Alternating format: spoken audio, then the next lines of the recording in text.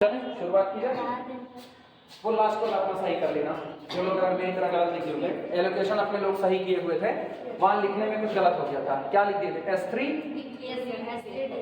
D3 और वहाँ पे D1 करना था। नहीं, तब तो सही थे क्योंकि दोनों जगह एलोकेशन हुआ है। S3 D3 पर भी हुआ है, S3 D1 पर भी हुआ है। S3 D3 पर नहीं हुआ, एक जगह पर देखो 3 का हुआ, एक जगह 2 का हुआ है, तो वो सही था, वो गड़बड़ नहीं हुआ था। ठीक,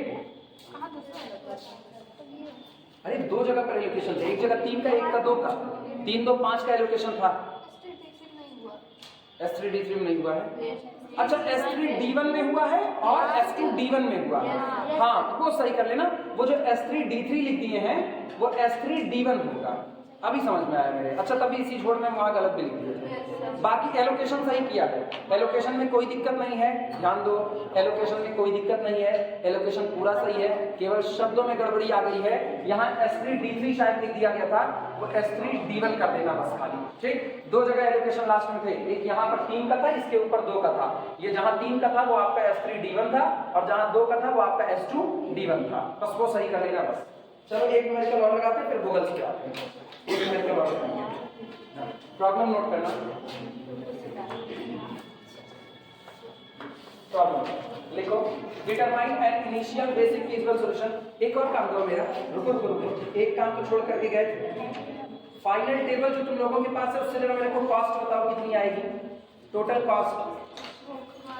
अच्छा रुको 2 मिनट, जो लोग कंफ्यूज हो रहे हैं ना, हम बोल क्या रहे हैं वो समझ नहीं पा रहे हैं, वो इस बात को सुने।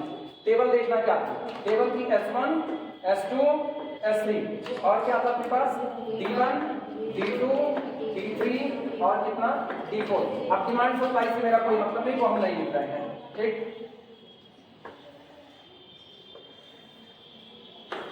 बनाना मत। यहां पर कितना था? 19 70 40, 19 70 40। यहाँ पर 2 का एलोकेशन था, यहाँ पर 3 का एलोकेशन था। इसके बाद 30 30 8, 30 30 8 और 8 वाले में 8 का एलोकेशन था। इसके बाद फिर कितना था? 50 40 70, 50 40 70 और 40 वाले में 7 का एलोकेशन था। इसके बाद क्या था? 10 60 20, 10 60 20 और यहाँ पर 7 का एलोकेशन था, यहाँ पर भी 7 का एलोकेशन था। यही था कि नहीं था? फाइनल एलोकेशन यही आया था। आप सुनो, इसमें टोटल कॉस्ट निकालते देखते कितनी आएगी। 7 यहाँ से टोटल कॉस्ट तुम लोग उसी के आगे लिख देना। Total cost is equal to 70 into कितना? 2 घटा, पहले 1015 था ना, 814 रुपए कॉस्ट कम हुई है। वोवेल्स में और कम होगी, मतलब इसीलिए हम कहे थे ना, वो जो अपने लोग एक गड़बड़ी लिख दिए थे ना, मिनिमाइज जेड लिख दिए थे, वो मिनिमाइज जेड नहीं था, वो टोटल कॉस्ट करके लिखो। मिनिमाइज जेड तो फाइनल आएगी जब हम चेक करेंगे ऑप्टिमल सॉल्यूशन आया या नहीं आया, तब जो मिलेगा वो मिनिमाइज जेड होगा। तो टोटल कॉस्ट 70 गुणे 2 और प्लस 40 इंटू कितना? 7 प्लस 10 इंटू कितना हो गया? 7। इसके बाद प्लस 40 इंटू कितना? 3।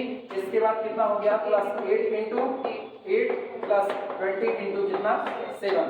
और पूरा काट पीट बचा करके 7 दूनी 14 140 ये हुआ, 7 चौक 28 280 ये हो गया, प्लस 10 7 70 ये हो गया, प्लस 4 3 12 1 20 ये हो गया, 8 9 64 ये हुआ, 7 दूनी 14 140 ये हुआ, प्लस 140। पूरा जोड़ कितना आ रहा है? 1814। यही प्राइस कितना डाउन हुआ? पहले जब हमने इसको निकाला नॉर्थ वेस्ट कॉर्नर से, तो नॉर्थ वेस्ट कॉर्नर से पता चलता है कि 1015 आएगा टोटल कॉस्ट। वो मल्टीप्लाइड बाई 100 है, वो मेरे दिमाग में चल रहा है। ठीक, 1015 और अभी कितना दिख रहा है? 814 दिख रहा है, काफी कम हो गया है। ठीक, अभी जब हम लोग इसको गूगल से लगाएंगे तो ये और डाउन आएगा गूगल वाले में। उसी में लिख लेना, नीचे लिखे इसको सब लोग। Total cost is equal to this 814। चले आगे।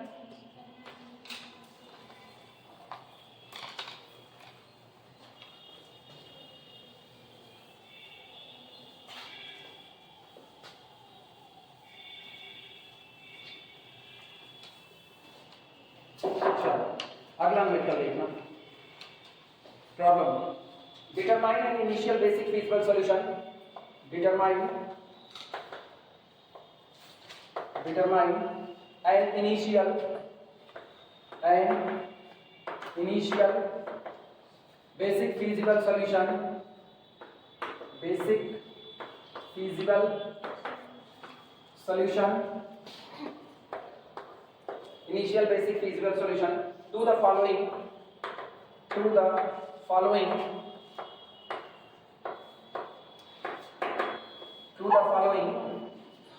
transportation problem.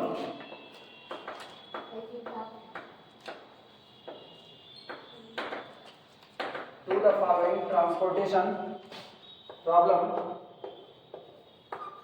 following transportation problem by least cost method LCM. Table बना रहे हैं, प्रॉब्लम में ही टेबल दी गई है। यहां पर है सोर्स, तो सोर्स है ए बी सी, यहां पर है डेस्टिनेशन, ये आपका डेस्टिनेशन है D1 D2 D3 D4, D1 D2 D3 D4, और यहाँ पर मौजूद है सप्लाई, और यहाँ पर है डिमांड, ये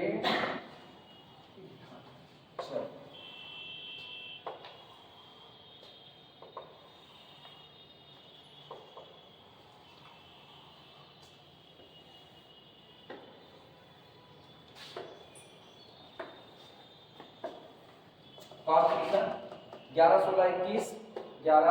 16 21 और यहाँ पर 200, डिमांड है 200, इसके बाद 13 18 24 और डिमांड है 225, इसके बाद फिर 17 14 13 और डिमांड इनकी है 275, 275, इसके बाद 14 10 और डिमांड इनकी है 250, 250, सप्लाई हो रही है 250 300 400, 250 300 400। चेक करो क्या सब जुड़ बराबर आ रहा है। 950, सप्लाई 950, डिमांड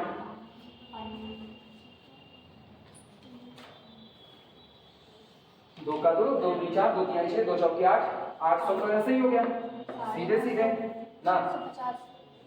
ये 50 और 25 75 150, एक 50 और हो गया 950, बैलेंस है 950।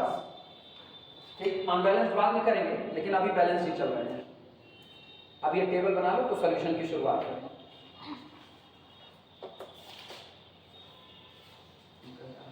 चल रहे हैं सही सलामत। अच्छा,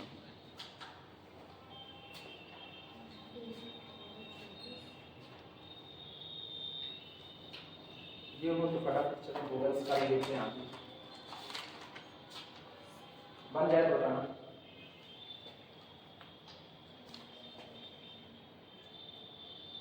अब लगा तो छुट्टियों में शुक्रवार किसी सर बोले कंफर्म नहीं है। चलो मिटा रहे हैं, फिर ये पूरा मिटा रहे हैं क्योंकि हम शुरुआत करने वाले हैं इसी टेबल को दोबारा बना करके। सॉल्यूशन लिखो, हाँ हम इसी में बना ना, इधर वाले को बना रहे हैं, इधर वाले को, वो अच्छा लगेगा। पता है जी, ये कंटेंट ऑनलाइन भी जा रहा है, तो ऐसे गंदा लिखेंगे तो लोग देखते नहीं करेंगे, तो नीचे कहेंगे क्या गंदा सा मास्टर लिखता है, इसीलिए साफ सुथरा लिखना पड़ता है। चलो सॉल्यूशन देखना नहीं, ऐसा क्वेश्चन, ये सब मजाक की बातें हैं। सीरियसनेस में अगर हम बात करें, सीरियस बात यही है, कई बार स्टूडेंट समझ नहीं पाते हैं कि लिखा क्या जा रहा है, हो क्या रहा है, तो अपने हिसाब से नई थ्योरी लिखते हैं, तो वो खतरनाक होता है। बाद में रेफरेंस भी किसका देंगे, आप का देंगे ना, तो जब आप ही का रेफरेंस दे देंगे तो ये होगा यही गलत पढ़ाए हुए हैं, हम जबकि गलत नहीं पढ़ा रहे हैं। A B C ये रहा, और ये मेरे पास है डिमांड, यहाँ पर है D1 D2 D3 और कितना D4, यहाँ पर है सप्लाई। चलो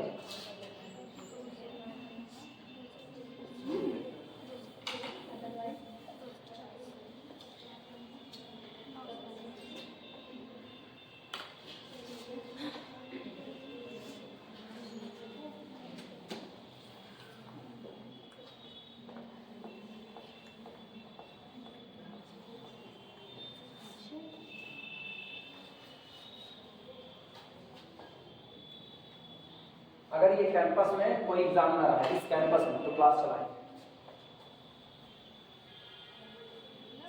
कैंपस इंगेज हो गया भाई, यहाँ पे भी एग्जाम सेंटर बना दिए, यहाँ नहीं बनाएंगे तो हम क्लास चलाएंगे, तो टेंशन फ्री हो। चलो ये है 11, 16, 21, 200, इसके बाद 13, 18, फिर कितना है 24 और 225, 225, फिर अगला 17, फिर 14, फिर अगला कौन है 13 और 275, 275, अगला 14। ये हम वीडियो चलाए थे कि रुका ही है? धन्यवाद बताने के लिए।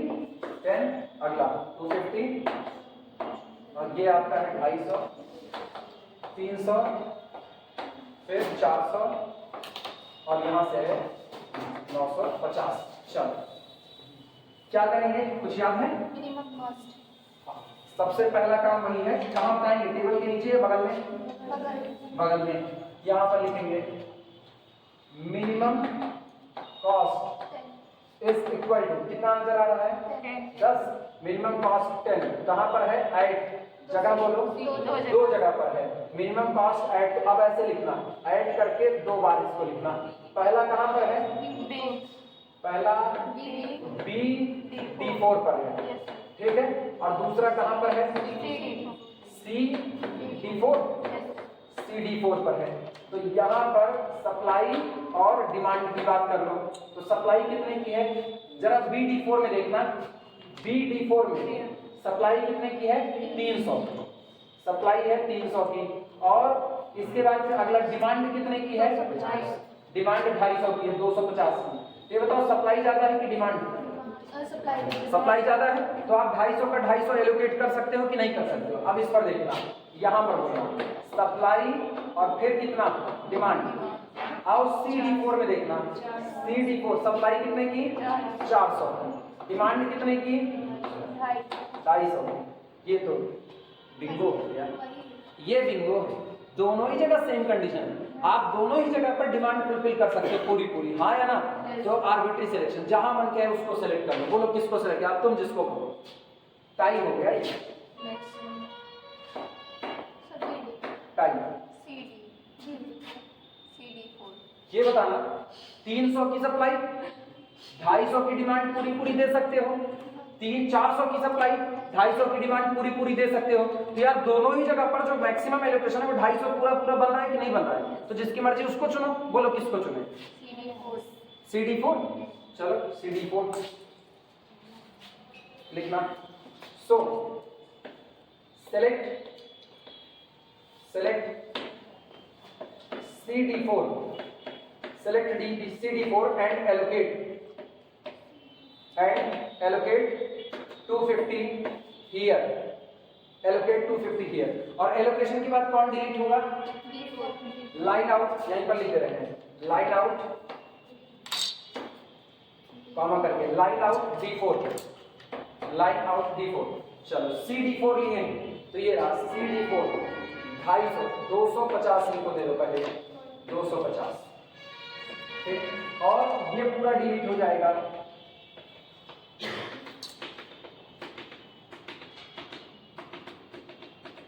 ये रहा, वो डिलीट हो गया, पहले टेबल बना रहा हूं। ऐसी कंडीशन में आर्बिट्री सिलेक्शन ही रहेगा, क्योंकि दोनों ही जगह पर आप एक बराबर एलोकेशन कर रहे हो। आई बातें समझ में? चलो फिर अगली टेबल बनाते हैं।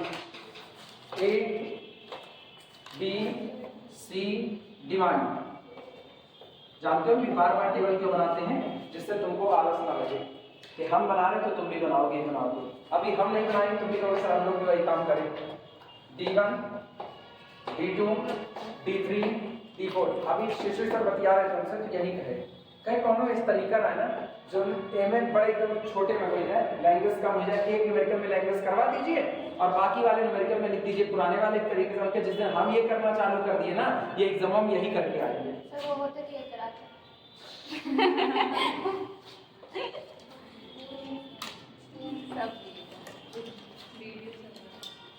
सर मैंने नाम तो लिया नहीं। हाँ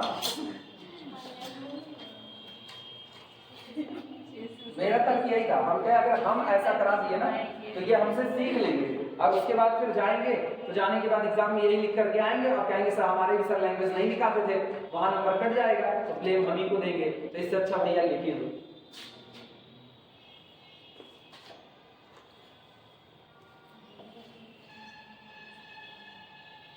यहां पर आपके पास है सप्लाई, सप्लाई है 250, फिर कितने की है 300, फिर है 400। यहाँ पर डिमांड आपके पास है 200, फिर कितना हो गया 225, फिर आपके पास है 275 और फिर कितना है 250। इसके बाद यहाँ है 950 टोटल बैलेंस। ठीक, ये हो गया 11, 16, 21, ये रहा, ये आपका है 13, फिर कितना 18 और फिर कितना अपने पास है 24, ये 17, फिर 14 और फिर 13। सुनो काम करने का तरीका सुनो। D4 डिलीट हो चुका है ना, हम अभी देखो D4 में कुछ नहीं लिख रहे हैं, अभी D4 में कुछ नहीं, बाद में जब हम एक और एलोकेशन कर देंगे तब हम D4 को भर करके लाइन आउट कर देंगे, अभी छोड़ रखे हुए हैं। ये बताना जितनी टेबल है इतने में ही आपको एलोकेशन करना है, इतने में। इसको मैंने लिखा ही नहीं है क्योंकि ये ऑलरेडी डिलीट हो चुका है। आई बात है समझ में? तो बताओ मिनिमम कॉस्ट क्या नजर आ रही है 11, कहां पर मौजूद है सेल नंबर AD1। तो यहां पर लिखेंगे next lowest cost is equal to 11, कहां पर मौजूद है एट AD1, वो AD1 में मौजूद है। अब अगला काम क्या करेंगे, वेयर, जहां पर वेयर सप्लाई और यहां पर हम लोग लिखेंगे डिमांड, सप्लाई बताओ कितनी है, सप्लाई 250। हाँ, क्योंकि ये नीचे वाले में कम हुआ है, पूरी सप्लाई है आपकी 250 की और डिमांड कितने की है 200 की है। डिमांड 200, सप्लाई ज्यादा या डिमांड ज्यादा, सप्लाई ज्यादा, तो इसका मतलब हम पूरी डिमांड फुलफिल कर सकते हैं। तो हम लोग ऐसे लिखेंगे allocate 200 here and line out, कौन लाइन आउट होगा D1 and line out D1। अब हम इसको भर करके लाइन आउट कर दे रहे हैं, देखना 14, फिर कितना 10, फिर कितना 10 और यहाँ पर मैंने कितना एलिमिनेट किया, कितना पर एलोकेट किया था 250 और ये मेरा डिलीट था, ये डिलीट था पहले से। ठीक, अब आओ यहाँ पर कितना एलोकेट कर रहे हो 200, तो यहाँ पर मैंने 200 एलोकेट कर दिया। ठीक, अब पूरी डिमांड एग्जॉस्ट कर गई है तो ये पूरा डिलीट हो गया। सप्लाई कितनी बची वो देख लो, सप्लाई 50 की बची हुई है, ख्याल रखना इस बात का। ठीक, और यहाँ सप्लाई कितनी की बची है 150 की, क्योंकि 250 आप निकाल चुके हो। अब ये टेबल बना लो तब आगे चलें।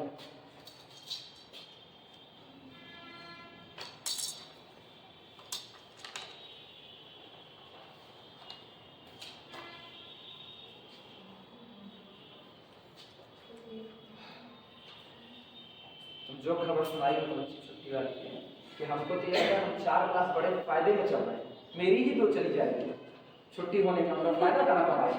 Net profit is equal to net loss, फायदा कहाँ। ये तो गेम थ्योरी, आज हम गेम थ्योरी में यही पढ़ा करके आए।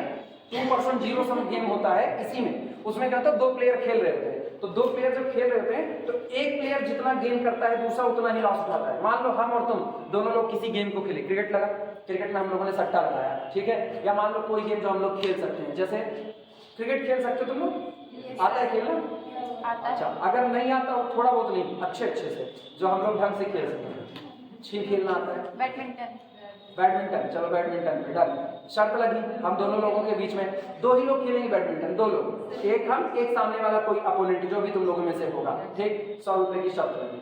अब ये बताओ होगा क्या, या तो हम जीतेंगे या तो तुम, टाई तो नहीं होगा ना, तो या तो हम जीते या तो तुम। तो अगर हमने जीत लिया तो 100 रुपए मेरे, तो तुम्हारा नुकसान कितने का 100, तो बराबर जितना एक गेम करेगा उतना दूसरा लॉस उठाएगा। इसको बोलते हैं 2% जीरो सम गेम। 2 ही आदमी खेले, एक ने जितना कमाया दूसरे ने उतना ही लॉस उठाया। तो मैंने कमाया तो मेरा पॉजिटिव 100, तुमने लॉस किया तुम्हारा नेगेटिव 100, दोनों का जोड़ कितना 0।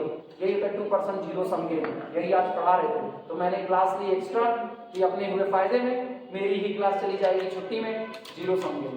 एक तरफ हम खेल रहे हैं, एक तरफ ये कॉलेज खेल रहा है। 2% हो गया तो मिटाया जाए इसको। ऊपर वाली टेबल तो मिटा सकते हैं ना हम, जाला किसे मिटाएंगे ऊपर वाली टेबल। देखो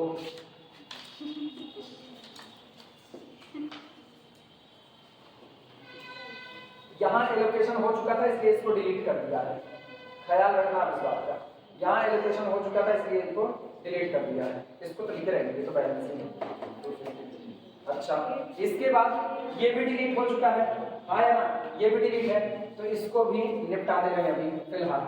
अब देखना, अब जो एलोकेशन होगा ख्याल रखना, अभी फिर भरेंगे लेकिन अभी डिलीट मान रहे हैं।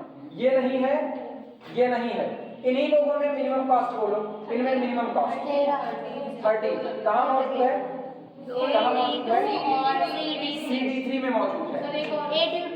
और कहाँ पर है, दो जगह पर है। ठीक, दो जगह पर है तो दोनों जगह पर देखेंगे। सबसे पहले यहाँ मेरे साथ बने रहो, सप्लाई बताओ, सप्लाई 150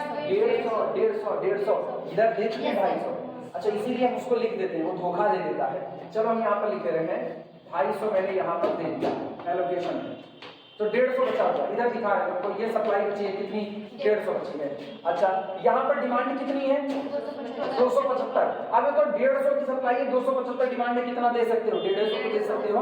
तो इसका मतलब यहाँ अगर पॉसिबल एलोकेशन देखा जाए तो 150 का दिख रहा है कि नहीं दिख रहा है, लिखना 150 का एलोकेशन। इधर आओ, यहाँ पर ये बताओ सप्लाई कितने की, 50 की, क्योंकि 200 निकल चुका है, यहाँ पर 200 दे चुके हैं। तो यहाँ तो सप्लाई 50 की है, तो अगर तुम बहुत ज्यादा दे भी पाओगे तो कितना दे पाओगे, 50। तो इसका मतलब मेरा फायदा किसमें है, इसमें। क्लियर हुआ कि नहीं? चले लिखा जाए इस बात को। जिनको नहीं समझ में आया अब हम लिख रहे हैं, फिर समझना। चलो, इनको डिलीट करने का कोई मतलब नहीं निकला, मेरे को इसी टेबल से काम चला देना चाहिए। अगर ये टेबल सबकी बन रही हो तो बताओ, सुधार करें। ठीक है, आप सुनो, नई टेबल फिर हम बनाएंगे। ये गया,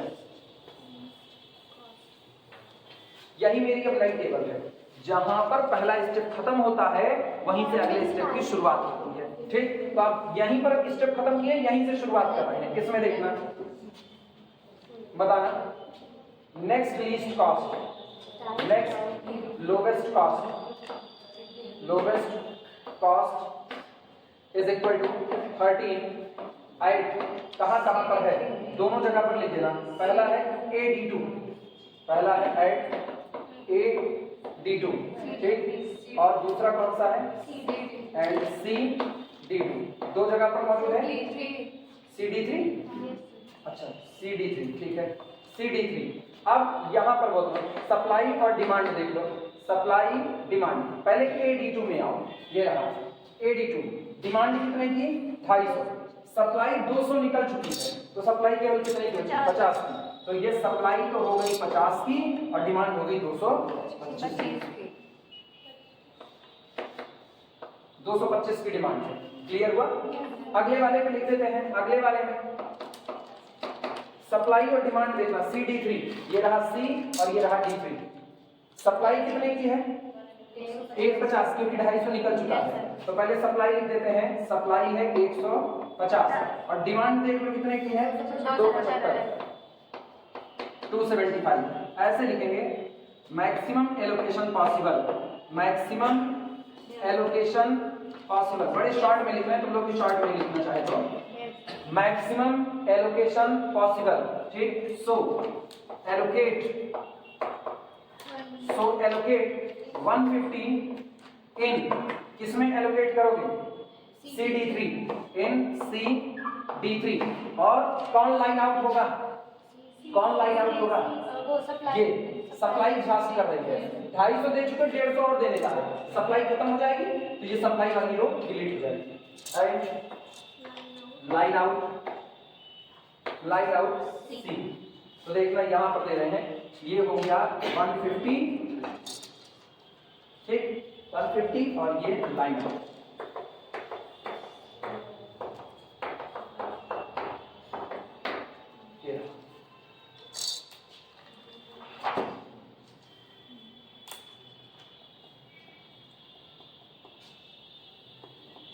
यही प्रोसेस खत्म किए हैं, यहीं से अगला प्रोसेस शुरू होगा। ठीक, जो मेरा फाइनल डेस्टिनेशन है किसी स्टेप का, वही मेरे अगले स्टेप का स्टार्टिंग पॉइंट होगा। और एग्जाम में भी ये सब ऐसे ही बताना पड़ेगा। एग्जामिनर ख्वाब नहीं देख रहा है कि तुमने कैसे एलोकेट किया है, उसको रूल बड़े साफ सुथरे चाहिए। तो भले ही तुमको बड़ा लग रहा हो, लेकिन ये बड़ा नहीं है। लिखने में तुम्हारी जितनी अच्छी स्पीड रहेगी उतनी तेजी से तुम इसको लिख करके खत्म करो। बाकी तो आसान है, मुश्किल थोड़ी है। मेरे ख्याल से इससे आसान मैथमेटिक्स अभी तक कोई नहीं बोला, कोई नहीं बोला, सबको ये कठिन लग रहा है। रियल से बहुत आसान है, कॉम्प्लेक्स से भी बहुत आसान है।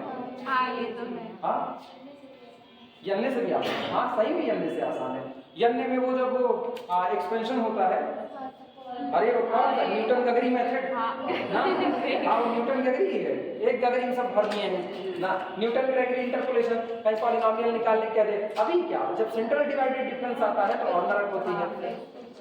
सेंट्रल डिवाइडेड डिफरेंस तो और दिक्कतें चालू हो जाती हैं। और सबसे ज्यादा दिक्कत होती है रंगा कुत्ता में से, वो है रंगा कुत्ता। वो और प्रोडक्शन सक्सेसर निकालने पहाड़ है ना, दो पन्ने के उसके सवाल जाते हैं।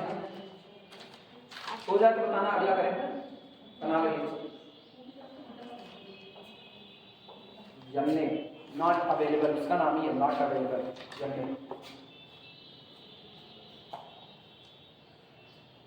गजब पेपर था वो, हम लोग पढ़े नहीं थे उसको। जब आया था हम लोगों के टाइम में था ही नहीं, मतलब यहाँ नहीं चलता था। हम लोगों के टाइम में जो पहला पेपर था, वो पहला पेपर तो वो था रियल, बटा हुआ था। रियल में मिक्सअप था, कॉम्प्लेक्स का कुछ हिस्सा कन्फॉर्मल मैपिंग जो है वो इसे रियल में मिला दिया गया था, मैक्सिमम में इसी में मिला दिया गया था। कौन सा लाइन आउट? हाँ लाइन आउट ठीक है, लाइन आउट है। हाँ एंड है बच्ची, कुछ और लगा है क्या? ये मेरी चौकी नहीं चलेगी बस। अब दिखा रियल, फिर लीनियर अलजेब्रा, ये हम लोगों का दूसरा पेपर हुआ करता था। लीनियर तुम लोग इसको सेकेंड ईयर में पढ़े हो, तो लीनियर अलजेब्रा। उसके बाद फिर थर्ड पेपर हम लोगों का था tensor and DG, third paper था। और चौथा पेपर हम लोगों का था store special theory of relativity. ये हम लोगों का चौथा पेपर था, स्पेशल थ्योरी ऑफ रिलेटिविटी। तुम लोग नहीं पढ़े इसको, हम लोगों का चौथा पेपर यही था। हाँ फिजिक्स का है, वही माइकलसन मोरले एक्सपेरिमेंट वगैरह जो कुछ थे ना, वही सब कुछ इसमें थे। तो ये मैथ के नाम पर पढ़ा जाता था। हम लोगों का चौथा पेपर ये था। तो एनए हम पढ़ी नहीं, जब यहाँ पहली बार एनए आया तब कोर्स बदल चुका था। पढ़ा तुम रहे थे और मेरे रहते वक्त ही एनए आया हुआ था, वही 2014 चल रहा था, तब एनए आया। जैन सर से कहे तुम्हें एनए पढ़ा दोगे, मतलब पूछ रहे थे, सबको पेपर दे रहे थे, तो हमसे कह दोगे एनए पढ़ा दोगे? हम क्या साथ पढ़ा देंगे, आपसे पूछ करके पढ़ाएंगे। चश्मा जगह जब हम को पढ़ाना होगा तो अब हम पढ़ा दे रहे हैं, ठीक है। हम क्या सर एक साल का मौका दीजिए, एक साल बाद पढ़ाएंगे। तो एक साल फिर हम लिए अपने आप को, फिर एस.एस. शास्त्री की किताब, उसके बाद फिर साउथ इंडियन के एक और राइटर, मेरा नाम भूल गया उनका, उनकी किताब, और जेपी एक वो चौहान करके कोई आते हैं, उनकी किताब। ये सारी किताब मंगाई, 4-5 किताब मंगाई। 2 किताब एक साल के अंदर में एनए की पूरी सॉल्व की बैठ करके, अपना पढ़ना था, कोई दूसरा तो था नहीं पढ़ाने वाला। फिर पूरी पढ़े, उसको सॉल्व की, एनए आने लगा, फिर एनए पढ़ाने लगे। आप पढ़ाने लगते हैं तो पढ़ा। चलो अगला बनाते हैं, ये मिटा रहे हैं, यही मेरे लिए फिर से स्टार्टिंग पॉइंट होगा। ठीक, सब लोग बना चुके ना, डिलीट करें।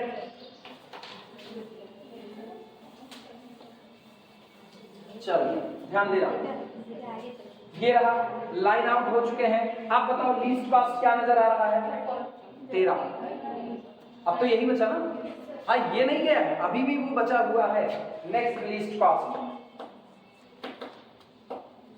Next least cost is equal to 13। कहां पर मौजूद है? एट D2, यहां पर, वेयर, जहां पर, चलो सप्लाई बोलना, सप्लाई डिमांड। सप्लाई कितनी है? सप्लाई 200 आप दे चुके हो, 250 थी, तो सप्लाई केवल कितने की बची? 50 की। और डिमांड देखना, डिमांड पूरी 225 की, 225 की डिमांड। कितना एलोकेट करेंगे? 50, क्योंकि डिमांड आपके पास है, डिमांड बहुत ज्यादा है, सप्लाई ही नहीं है आपके पास। तो यहां पर लिख देना एलोकेट allocate 50 here and कौन एग्जॉस्ट किया, सप्लाई या डिमांड? सप्लाई। 200 इधर दिए थे, 50 आप इधर देने जा रहे हो, तो इसका मतलब and line out capital A, और कैपिटल ए को लाइन आउट कर देते हैं। चलो अगली टेबल में ये काम करना, यहाँ 50 बनाना, एलोकेट हुआ।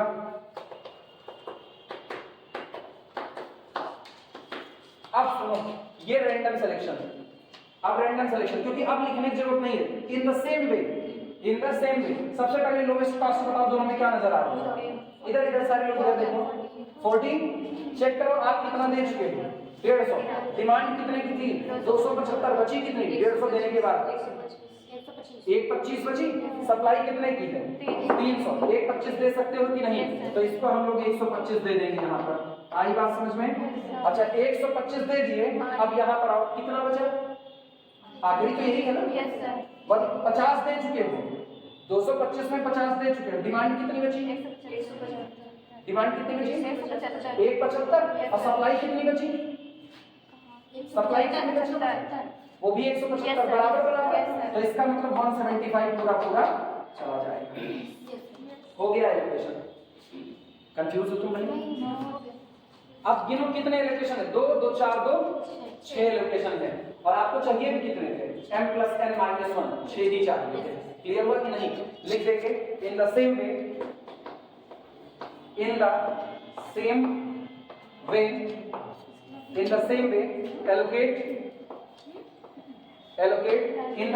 allocate 125 किसमें? इन 125 किसमें एलोकेट किए हो? BD3 इन BD3 एंड और कितना एलोकेट कर रहे हो? 175 175 किसमें एलोकेट किए हो? BD2 इन BD2। ये रहा। अब फाइनल एलोकेशन की टेबल बना लेंगे, बस खाली तुम ही बनाओगे, हम तो बनाएंगे।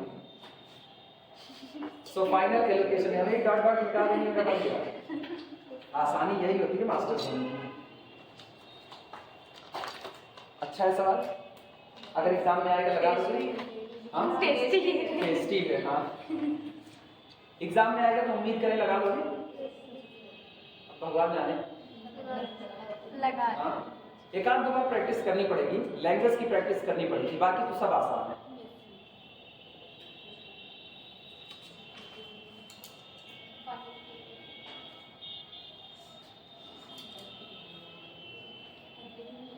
ये बाकी लोग कहाँ थे तुम लोगों के साथ वाले जो और आते थे? आता पता है कुछ नहीं है? सब छुट्टी पे हैं? मतलब क्या तय कर लिए अब पढ़ना नहीं उन लोगों को? सेल्फ स्टडी अच्छा वाला काम है, सबसे अच्छा, उससे अच्छा काम इस दुनिया में कुछ बना नहीं। सेल्फ स्टडी, सही पढ़ो तो भी कोई टोकने वाला नहीं, गलत पढ़ो तो भी कोई टोकने वाला नहीं।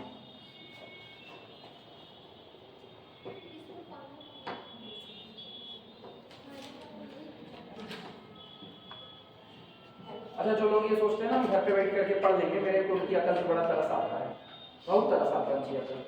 कुछ नहीं होता है। आप खाली जब आप चलती हुई क्लास आपकी चल रही हो और आपको हम घर पे बैठ के पढ़ लेंगे ना, आप क्लास में जो पढ़ सकते हो आप घर पे नहीं पढ़ पाते हैं। कंसंट्रेशन की बात होती है, बहुत कम लोग होते हैं, उनकी बात छोड़ दो। जो लोग कंपटीशन की तैयारी कर रहे हैं वो तो बेचारे मजबूर हैं कंपटीशन की तैयारी करने वाले, उनकी मजबूरी है। जैसे हम कंपटीशन में हैं, मेरी मजबूरी है पढ़ना। अब ऑब्वियसली बात, मेरे लिए हर दिन सुबह कितने बजे होगी? मेरी सुबह 3:30 बजे होगी, मेरी रात कितने बजे होगी? 12 बजे होगी। 3.5 घंटे की नींद है मेरी, बस इससे ऊपर नहीं।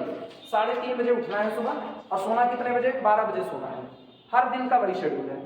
तो हम कंपटीशन में, मेरे को इधर पढ़ाना भी है, मेरे को अपने लिए पढ़ना भी है, तो हम ये काम कर लेंगे। मेरे पास दिन का टाइम नहीं, हमको रात में ही जग करके पढ़ना है। बाकी ये जो लोग अभी बीएससी कर रहे हैं ना, हमको पता है बीएससी का स्टूडेंट कितना सिंसियर होता है। पूरी भीड़ जितनी होती है उसमें से उंगली पे गिन करके 10-20 लोगों को निकाल दो तो कोई सिंसियर नहीं होता है। 10-20 लोगों को निकाल दो ना। क्लास में डेली जितने लोग आते हैं, एक बहुत मोटा हिसाब है, क्लास में डेली जितने लोग आते हैं उसमें से पढ़ने वालों की संख्या परसेंटेज वाइज अगर करेंगे ना, उसमें से केवल और केवल 20% लोग पढ़ रहे होते हैं बस। अच्छी बात जानते हो क्या होती है? अच्छी बात ये होती है कि ये 20% लोग हर दिन बदल रहे होते हैं, हर दिन बदल रहे होते हैं। क्योंकि आज जिसका पढ़ने में मन लग रहा है, हफ्ते का एक आध दिन ऐसा होगा जिस दिन उसका पढ़ने में मन नहीं लग रहा होगा, उस दिन किसी और का मन लग रहा होगा। तो ये ना एक वो रोटेटिंग साइकिल तौर पे चलता रहेगा, एक साइकिल ऑर्डर में चलेंगे। तो 20% से ऊपर ये संख्या बढ़ ही नहीं पाती, 20% लोग होते हैं। लिखे फाइनल, लिखे लिख रहा, हेंस लैंग्वेज लिखो, hence final allocation, we get final allocation, hence we get final allocation, hence we get final allocation सामने मौजूद है। यही टेबल फटाफट बना डालो।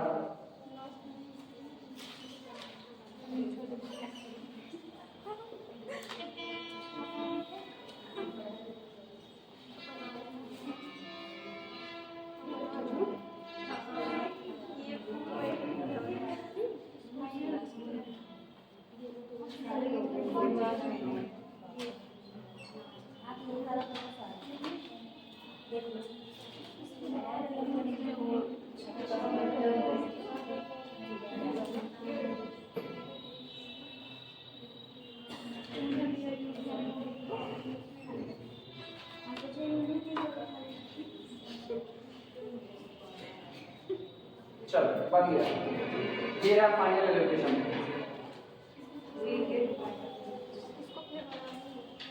हाँ अच्छी बनाना पड़ेगा, एग्जाम के लिए सारी तैयारियां हैं। टोटल कॉस्ट तुम लोग हमको बता सकते हो निकाल करके कितनी आ रही है? कितना? 12,200 टोटल कॉस्ट। हम चेक नहीं कर रहे, तुम लोग बताना। Total cost is equal to यही, ठीक है, सबका यही आ रहा है, सही है। अगर इसको वेरिएबल के फॉर्म में लिखना हो, क्या क्या आया वेरिएबल, तो वो बता सकते हो? बोलो कितना? x11 बराबर 200, इसके बाद फिर x12 बराबर 50, अगला बोलना x22 इज इक्वल टू 175, अगला बोलना x23 125, अगला x33 150, इसके बाद x34 250। ये रहा। क्या सारे greater than or equal to 0 है कि नहीं है? तो फिजिबल है, ठीक, नोट कर लो। ये फाइनल टेबल बना करके खत्म करो। चलो ग्लोबल से अप्रॉक्सीमेशन पढ़ते हैं।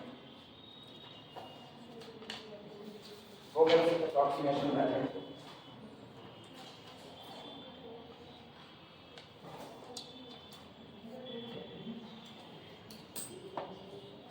एग्जाम्पल के तौर पर कि घर पे कितनी पढ़ाई है, तो तुम लोग ऐसे देख सकते हो कि जब यहाँ पर सवाल करवाए उसके बाद फिर कितने दिन बाद, 21 दिन बाद पूछे कितना कितना लगाए हो। तो ये कहने वालों की संख्या कि मैंने 3-4 सवाल लगाए, उनकी संख्या उंगली पे गिन करके 3 ही 4, बस 3 ही 4 सवाल लगाए हो, और उनकी संख्या भी 3 ही 4, बाकी कोई लगाया हो, जबकि 21 दिन से घर पर ही थे। हाँ अब लगाई हो, पहले भी लगाई थी ना। तो हम कहते हैं 3-4 लोग थे उनकी संख्या, बस तुम अपने आप को दूसरे वाले कैटेगरी में शामिल करवा रही हो। हम तो खुद ही कह रहे 3-4 लोग थे। अभी पूछेंगे कल जाकर के लीस्ट कॉस्ट के सवाल कौन कौन लगाया था। नॉर्थ वेस्ट कॉर्नर पे हाथ ऊपर करो, नॉर्थ वेस्ट कॉर्नर वाले लोग हाथ ऊपर करें। 1 2 3 4 5 लोग, बस जितने मौजूद थे उसमें से 5 लोग घर जाकर के सवाल लगाए, बाकी नहीं लगाए। घर गए ना, मेरे घर तो नहीं आए थे, अपने घर गए थे, अब भी नहीं लगाए। तब बहाना होगा सर, फिजिक्स भी पढ़ते हैं, मैथ के और भी पेपर है वो भी पढ़ते हैं, बहाने से जिंदगी थोड़े ना कटती है। मिटा दे इसको सर 1 मिनट, क्या? 1 मिनट। हाँ हाँ लिखो, तो ठीक, मेरे पास बड़ा वक्त है, हम तो मरने जल्दी छोड़ दें।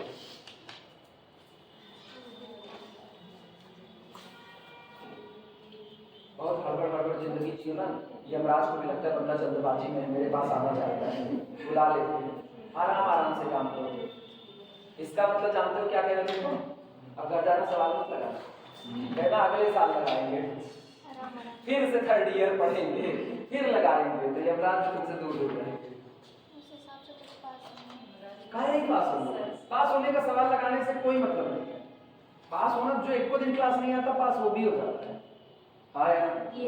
हम लोगों के साथ एक लड़का था, IKT नाम था उसका, नाम पूरा कुछ और था, हम लोग उसको IKT बुलाते थे। उसके यही हाल था, OR की उसने किताबें नहीं खरीदी, मुझसे किताबें नहीं खरीदी पूरे OR की। उसने खाली एक काम किया था, 5 साल का अनसॉल्व उठाया उसने, अब 5 साल का अनसॉल्व मतलब 5 साल का पेपर निकाला अनसॉल्व से, और ओआर में जितने क्वेश्चन आए हुए थे सब बाकायदा उसने लिख लिए, सबके आंसर लिख लिए, लाइब्रेरी से किताब निकाल ली, उसके बाद अपनी दीवार पे चिपका दिया हर जगह। वो तो गनीमत की बंदा 76 क्वेश्चन में बहुत चिपका देता, हर जगह उसने चिपका दिया। अब उसके कमरे पे जाओ, जिधर देखोगे उधर या तो तुमको ओआर लिखा मिलेगा या तो मेजर थ्योरी चिपका मिलेगा। कोई एक काम की उसने कोई किताब नहीं खरीदी। ये ताज्जुब की बात है कि एमएससी में उसने एक भी किताब नहीं खरीदी और उसने हर पेपर सॉल्व करके ऐसे दीवार पर चिपकाए हुए थे, टेबल ओबल पे चिपकाए थे, उठते जागते वही देखता ना। नंबर जानते कितने आए एमएससी में? 75%। लेकिन उसको अगर कुछ भी और पूछो उसको कुछ नहीं आता, तो उसको बस वही उतना रट उठा था। क्यों? आवाज यूनिवर्सिटी का पैटर्न है, वही रिपीट क्वेश्चन कर देते हैं, उठा करके रिपीट कर दिए, 75% बन गए, काम हो गया। हम लोग भी कर लेना। किसका? मेरा? हम सेकंड डिवीजन पास है जी। हम लोग भी कर लेना। कौन सा? हाँ हम मोटिवेट कर सकते हैं। अब आएगा रूम में मुझसे मिलोगी तो हम बताएंगे। रेगुलर क्लास ले रहे हैं। कहाँ नहीं रहेंगे बच्चे? बाइबल रूम में रहना न रहना तो आपकी मर्जी के ऊपर डिपेंड करता है ना। हम बैठते नहीं बाइबल रूम में, हाँ हम नहीं बैठते। हम अपनी बेइज्जती नहीं करवाना चाहते हैं ना। जिसको पढ़ाएगा हमको भी पता है, 4 में से मतलब अगर 10 लोग गए रूम के अंदर में तो 10 में से ना 7 ऐसे निकल जाएंगे जो मुंह नहीं खोलते हैं। सब पढ़ाने के बावजूद मुंह नहीं खोलते हैं। और आपको पता है कि आपने बहुत ज़्यादा अच्छे से डिलीवर्ड किया, उसके बाद उनके मुंह नहीं खुल रहे, तो आपको बेइज्जती महसूस होती है।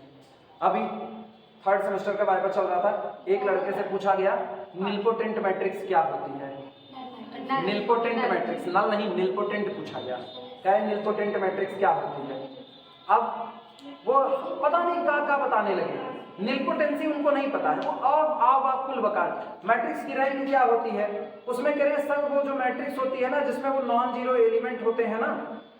अब रैंक नहीं पता है, आप 3rd सेमेस्टर पास आउट होने जा रहे हैं, परसेंटेज कितने थे बंदे के, पहला दूसरा सेमेस्टर मिला करके उसके जो परसेंटेज आ रहे थे वो 79 थे, रैंक नहीं पता है। ताज्जुब की बात है।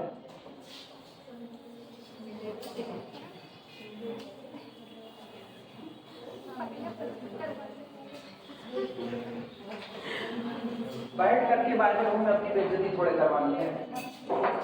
चलो हेडिंग आ लो, वोगेल्स अप्रॉक्सीमेशन मेथड। हेडिंग आ लो, वोगेल्स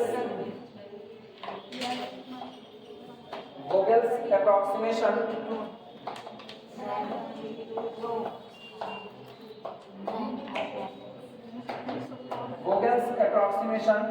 मेथड। बहुत ध्यान से पढ़ना, सबसे इंपॉर्टेंट मेथड अब चल रहा है वोगेल्स approximation.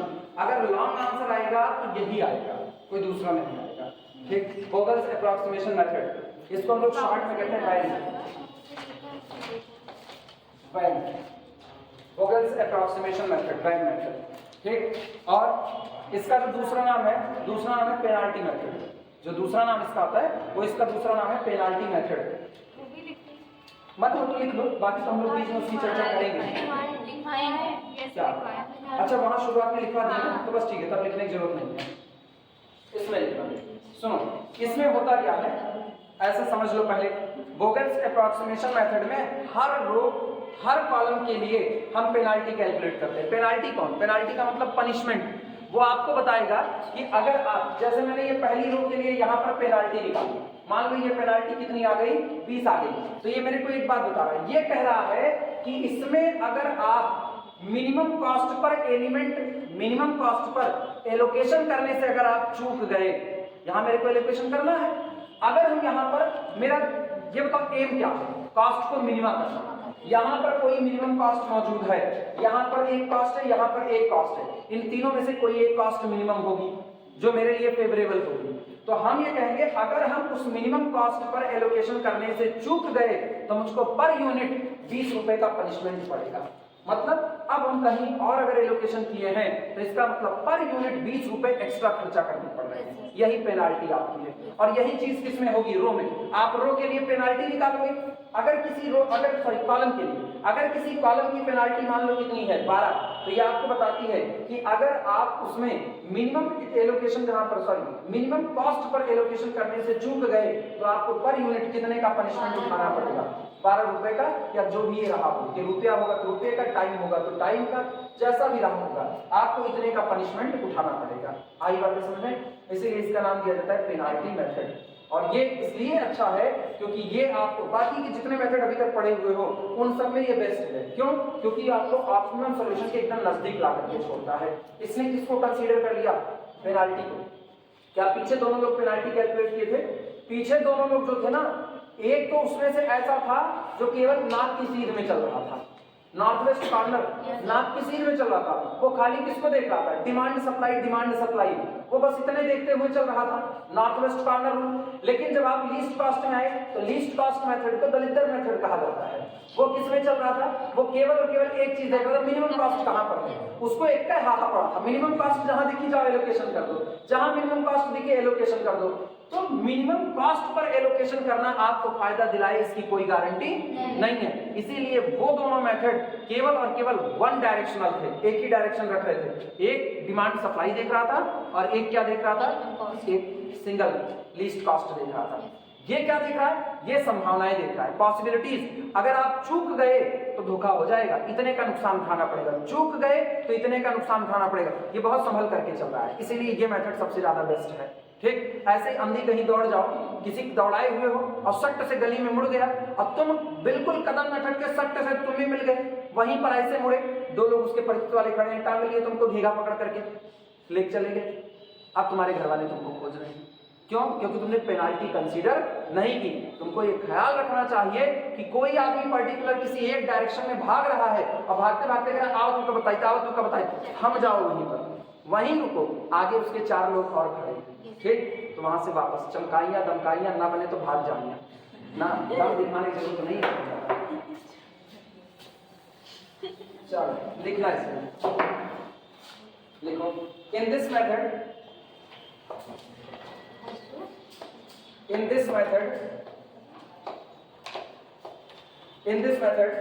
each allocation is made, each allocation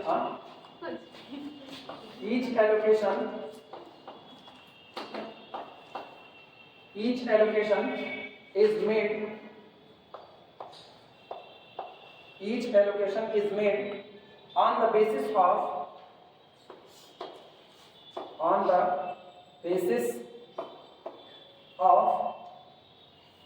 the opportunity, on the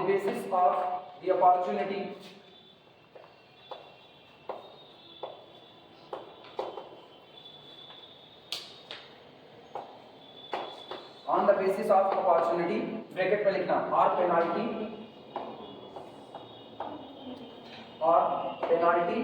और अथवा एक्स्ट्रा ब्रैकेट के बाहर लिखना cost that would have been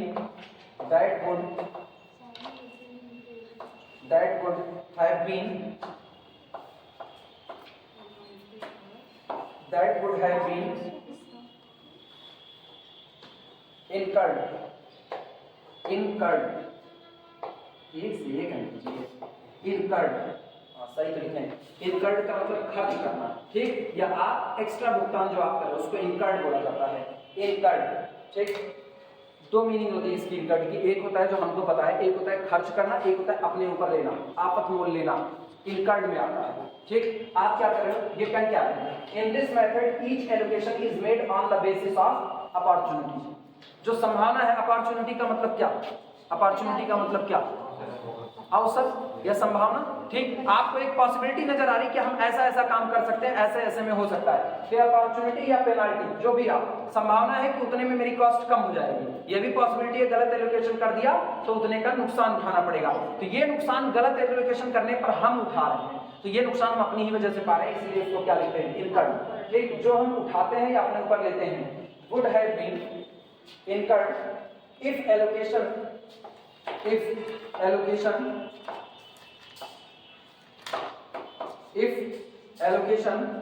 in certain cell, if allocation in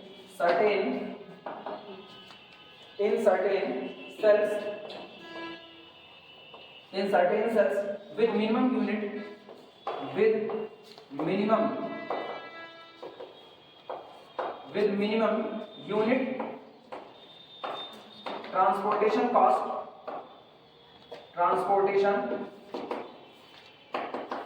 minimum unit transportation cost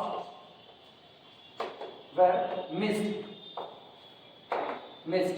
अगर आप चूक जाते हो, मिनिमम ट्रांसपोर्टेशन कॉस्ट जिस सेल में मौजूद है, अगर आप वहां पर एलोकेशन करने से चूक जाते हो, तब आपको जो पेनाल्टी पड़ेगी उस पेनाल्टी के बेसिस पर ये एलोकेशन होगा।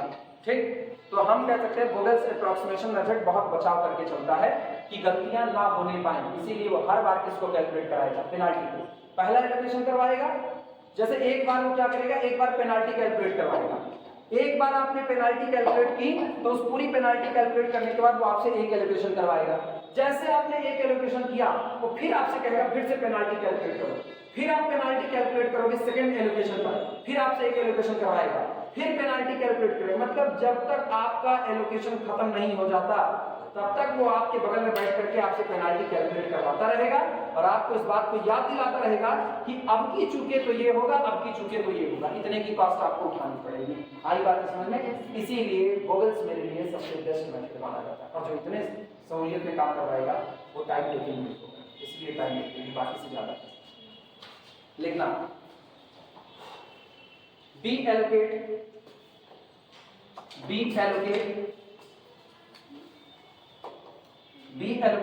in such a way हम इस तरीके से एलोकेट करते हैं, be allocate in such a way that penalty cost is minimized, that penalty cost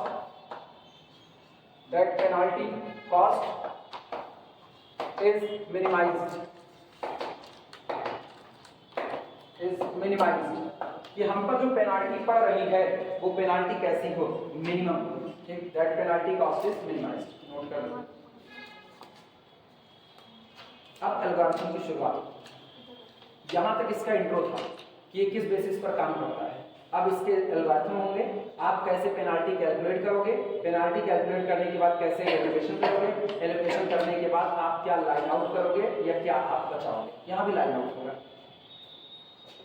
हो गया तो ये सब मिटाया जाए, सबका हो गया।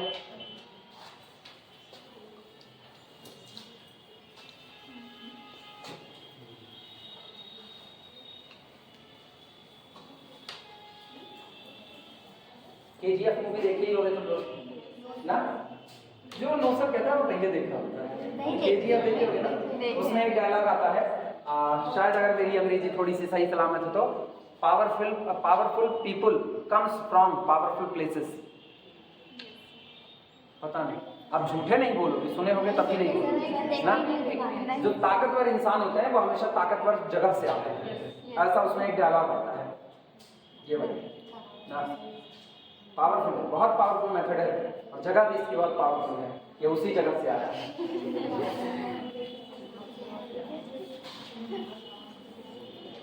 चलो एल्गोरिथम लिखना, हेडिंग डाल दो एल्गोरिथम, लिखो एल्गोरिथम, मजेदार है।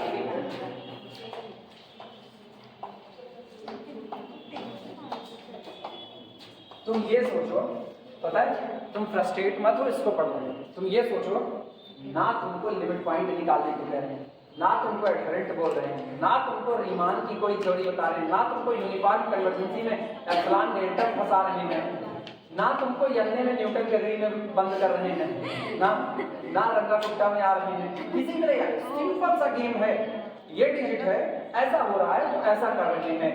अब इससे आसान इस दुनिया में कुछ नहीं हो सकता है, इसीलिए इस पर फ्रस्ट्रेट होने की कोई जरूरत नहीं है। ठीक, जारी रखो, एनर्जी लेवल अपने बरकरार रखो, और जिनके एनर्जी लेवल डाउन हो रहे हैं अगली क्लास में बताएं क्या करना।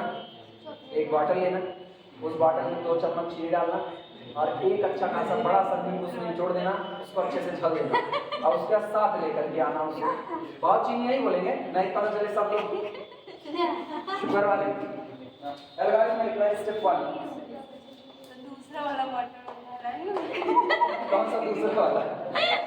स्टेप 1 लिखो। पहला सुनो, सबसे पहले क्या करेंगे, रो के लिए और कॉलम के लिए ध्यान देना, रो के लिए और कॉलम के लिए पेनाल्टी कैलकुलेट करेंगे। कैसे कैलकुलेट करेंगे उसके लिए बड़ी लिखो, कैलकुलेट पेनाल्टीज, हाँ कैलकुलेट पेनाल्टीज,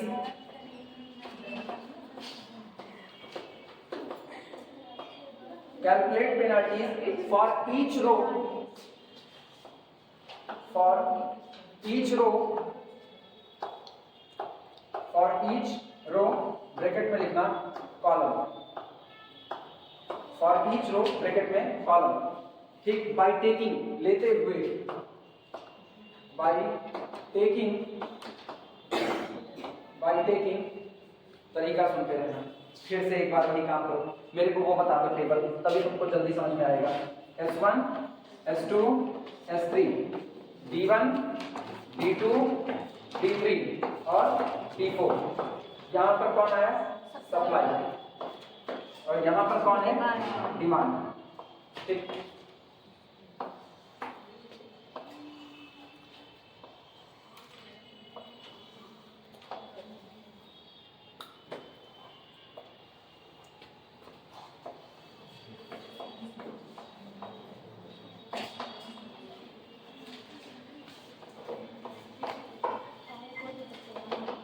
बोलो बहनी। 19, 70, 40, 5, 30, 8, 50, 40, 70, 7, 10, 60, 20, 14, 7, 9, 18, 34। सुनो, पेनाल्टी कैसे निकाली जाएगी वो सीखो।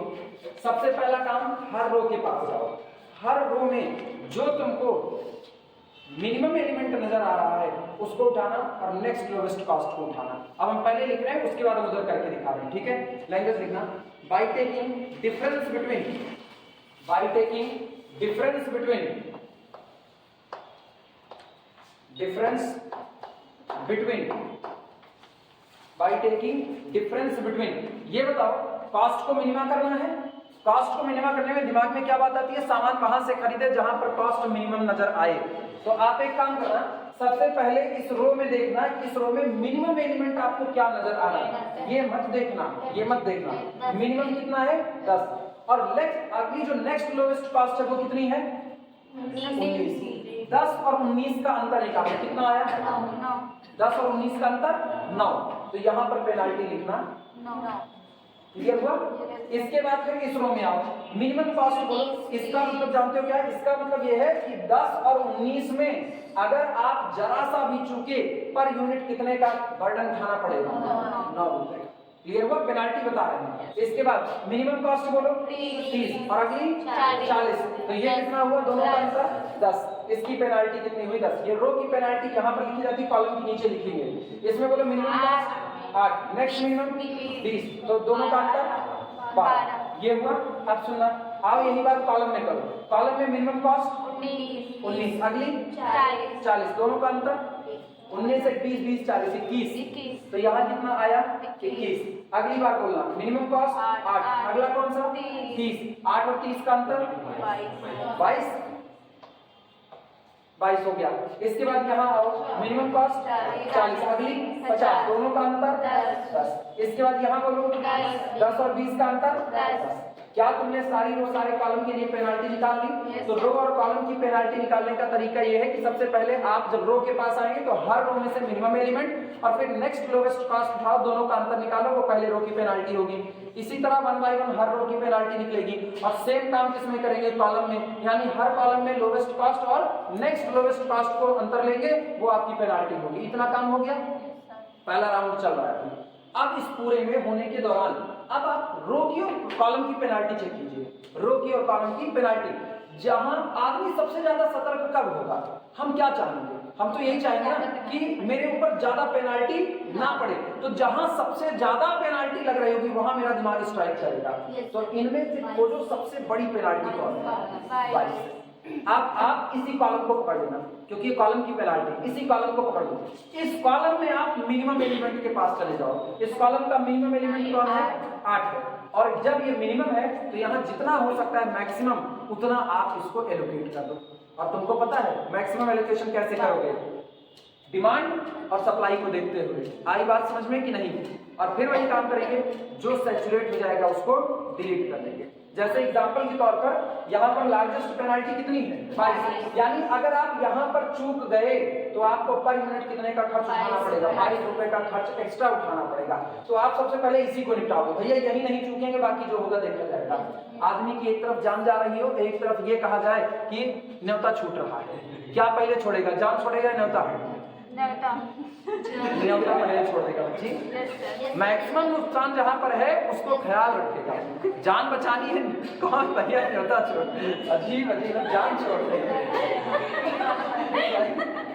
अरे ये रिकॉर्डिंग जो सुनेगा वो भी कहेगा गजब स्टूडेंट है, न्योता नहीं छोड़ेंगे, जान चाहे छूट जाए।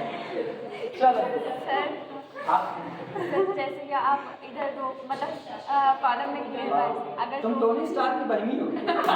बहुत सवाल आते हैं, बोलो बोलो क्या होगा? सर जैसे इधर 22 लिए हैं, हाँ। अगर उधर से अगर 12 लेंगे तो उधर से 12 लेंगे, काहे लेवे करेंगे? तो हाँ, लार्जेस्ट पेनाल्टी कहाँ मिलेगी? अच्छा इसमें कॉलम लार्जेस्ट पेनाल्टी कहाँ मिलेगी पता है? रो का निकाल लो, कॉलम का। पहला राउंड हम इसीलिए राउंड वाइज चला रहे हैं। पहले राउंड में सारे रो की पेनाल्टी निकालो, फिर क्या करो? सारे कॉलम की निकालो। अब रो और कॉलम सारी पेनाल्टी देख करके चेक करो सबसे बड़ा बर्डन आपको कहाँ पर मिलता?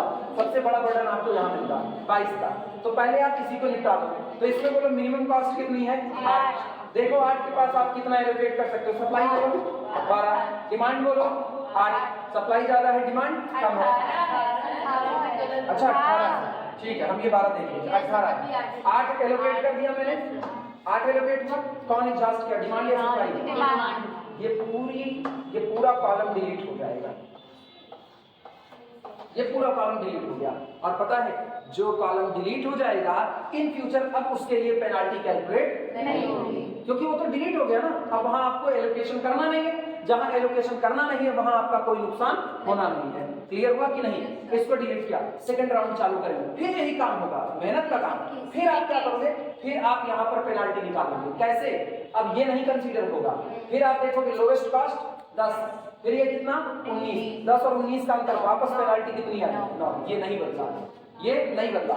इनका हाल बोलो 20। अब ये बदल जाएगा, क्योंकि पहले 30 था और 40 का अंतर था। आज तो 30 डिलीट हो गया, अब 40 और इसका कितना? 20 आया। इसकी पेनाल्टी 20 आई, इसका 20, इसका भी, इसकी पेनाल्टी भी कितनी आई? 20। फिर इनकी पेनाल्टी वापस निकालो, कितनी? 21। इसकी पेनाल्टी अब नहीं निकाली जाएगी तो डैश मार दिया जाएगा यहाँ पर। इसकी पेनाल्टी 10, इसकी पेनाल्टी 10। आपकी लार्जेस्ट पेनाल्टी कौन आ रही है? 21 आ रही है। तो फिर आप इसी में पहले एलोकेशन करोगे। समझ में आई बातें? ये प्रोसेस ऑनवर्ड चलता रहेगा जब तक कि आप सारा का सारा एलोकेशन कर नहीं लेते हो। कभी कभी सवाल ऐसे आते हैं, आप रो और कॉलम की पेनाल्टी साथ बार निकालते हैं, मतलब 1 2 3 4 5 6 7 राउंड ये चलता है और 7वें राउंड ये चलता है। ठीक, ये 7। हाँ वही ना, powerful people comes from powerful places. अब आई बात कितना पावरफुल है ये टूल, जबरदस्त है, लेकिन पावरफुल प्लेस से है। सांसें भर जाती हैं, इतना भी नहीं कठिन है, आसान है यार, मजेदार सवाल है। चलो हाँ लिखना। अच्छा पहले ये बताओ मेरे को, हम तुमको वर्किंग रूल पहले बता दिए, समझ आया कैसे हो रहा है? अब हम लिखना चालू करें। वो अभी भी बना हुआ है, उसको मिटाने दें। जिसको जरा सी कंफ्यूजन होगी मेरे से पूछ लेना। ठीक, लिखना। Calculate penalties for each row or column by taking the difference between the smallest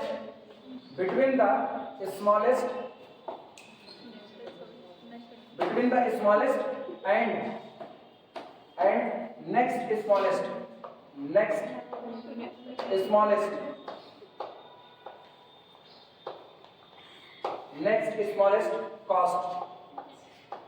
cost in the same row,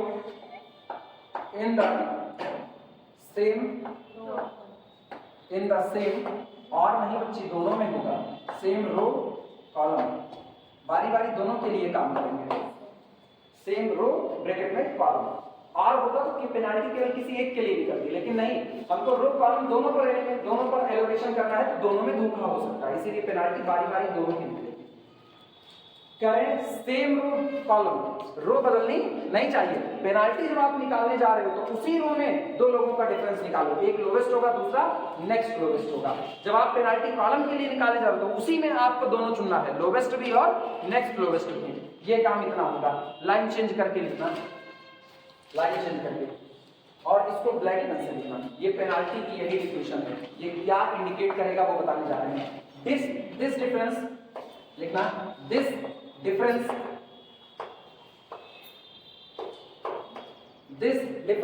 indicate this difference indicate the penalty,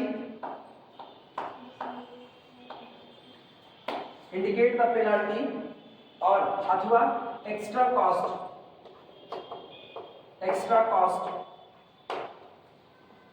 has to be paid, जो कि आपको देनी पड़ेगी, has to be paid if, यदि one fail, अगर कोई fail हो जाता है, if one fails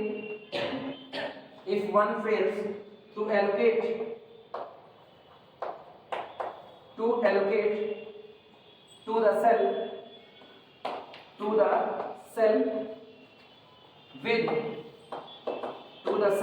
with minimum unit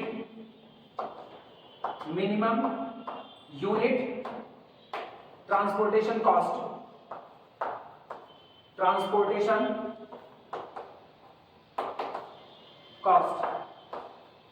ये अगर कोई मिनिमम यूनिट ट्रांसपोर्टेशन कॉस्ट वाली सेल में एलोकेशन करने में फेल हो जाता है तो उसको ये धोखा हो जाएगा, इतनी कॉस्ट उसको बर्डन के तौर पर लेनी पड़ेगी, इसीलिए पेनाल्टी निकाली गई। मतलब यही पेनाल्टी की डिफिनेशन है।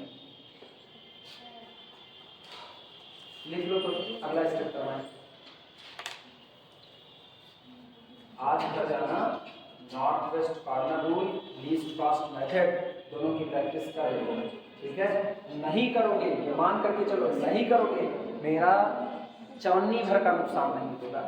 ये नुकसान तुम्हारा होगा एक बार भूले, एक तो तुम लोग इतना टाइम खर्चा करके पढ़ रहे हो, देखो कुछ भी हो टाइम जा रहा है, सुबह का कितना 1 घंटा 20 मिनट गया, ठीक, उसके बाद अभी 12:30 से लेकर के 2:30 2 घंटा ये गया, तो टोटल 3 घंटा 20 मिनट तुम्हारा ऐसे खर्चा हो रहा है।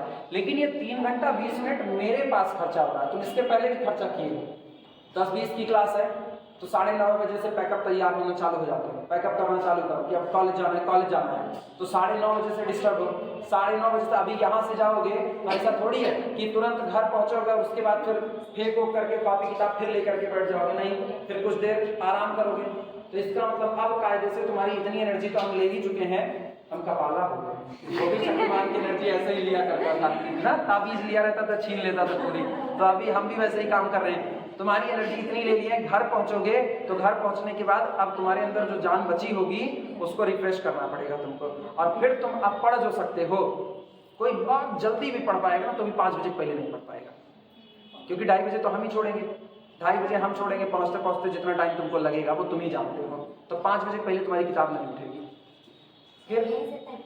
हाँ, यहीं थके रहेंगे, वो मतलब ये करेंगे मुठे पे नहीं करेंगे। मैं ये बता तुमसे ज्यादा ईमानदार तुम आज तक किसी को देखे नहीं। कहाँ पर यहाँ 19 की जगह क्या हो, कहाँ रहा ये 19 की जगह 10 रख दिए, जैसा तुम कहो। तो लीस्ट कॉस्ट कौन 10, नेक्स्ट लीस्ट कॉस्ट कौन नहीं, बस यही तो समझने की बात है। लीस्ट कॉस्ट कौन है वो आपने खोजा तो सब मेरे को सबसे कम कौन दिखा 10, लेकिन 10 तो हो गया ना, वो तो सबसे कम दिख गया, 10 हो गया। अब नेक्स्ट लीस्ट कॉस्ट यानी 10 से बड़ी, तो 10 से बड़ी अब कौन नजर आएगी 30, तो 10 और 30 का अंतर कितना 20, अब वो चलेगा। आई बात समझ में? इतनी देर बाद तुमको ये सवाल याद आया, चलो याद तो आया कम से कम, फिलहाल ये 19 है। चलो स्टेप 2 लिखना, ये पहला वाला मिटा दें, वो टेबल हम बनाए रखना चाहते हैं उसको हटाना नहीं है। Step 2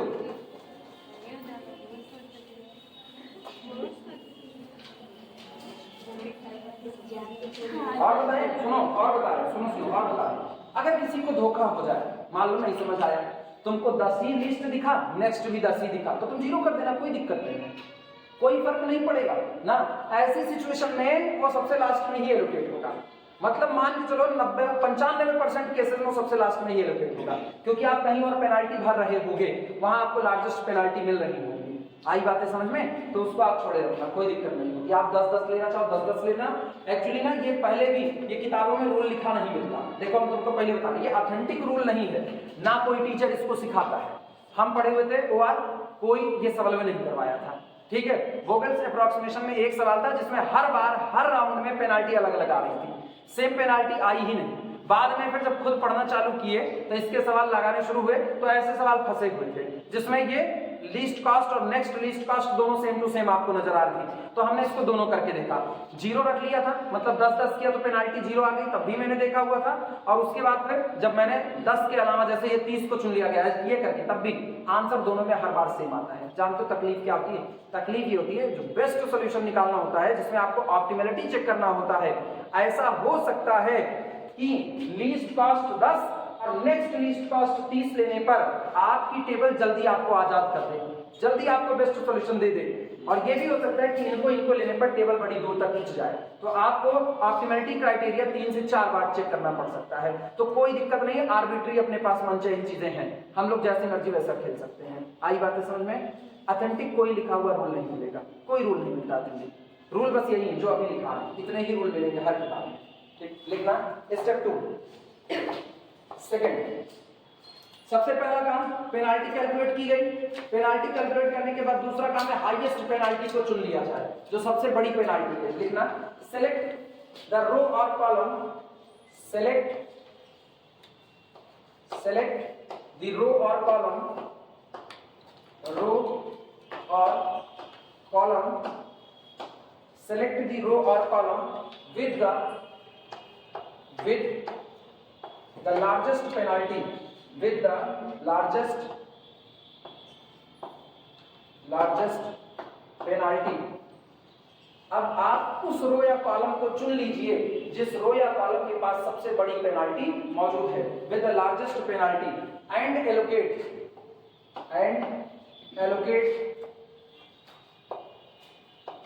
and allocate as much as possible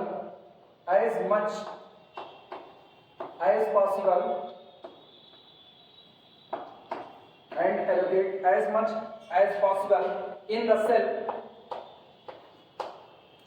cell having the least cost, in the cell having the least cost, in the selected row, in the selected row or column,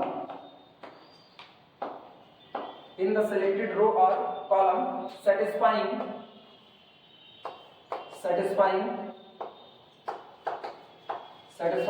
the rim condition,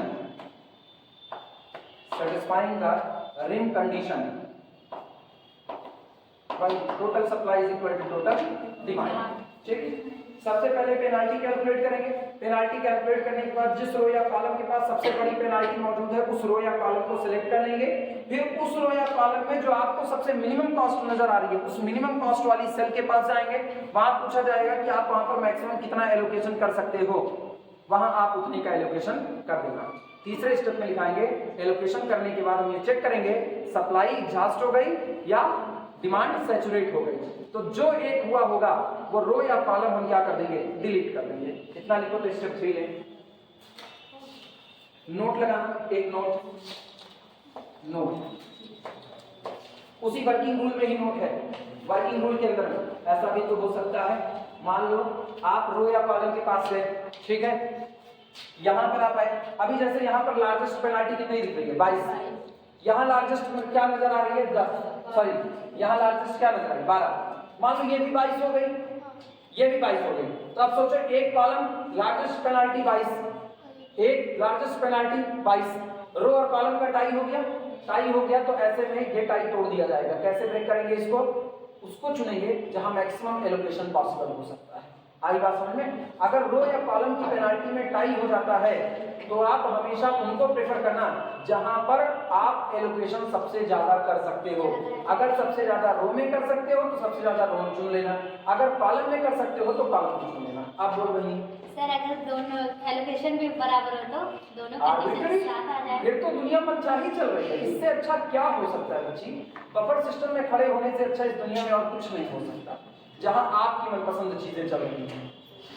जब तुम ये कहती हो वो और ये बराबर हो गया, टाई हो गया, टाई हो गया तो मेरे ऊपर आया। लेकिन फिर रूल कहता है कि वो चेक करो ना जहां मैक्सिमम एलोकेशन हो सकता है। हमने वो भी देखा, दोनों जगह बराबर एलोकेशन आया। इससे अच्छा क्या हो सकता है? झगड़ा ही खत्म हो गया।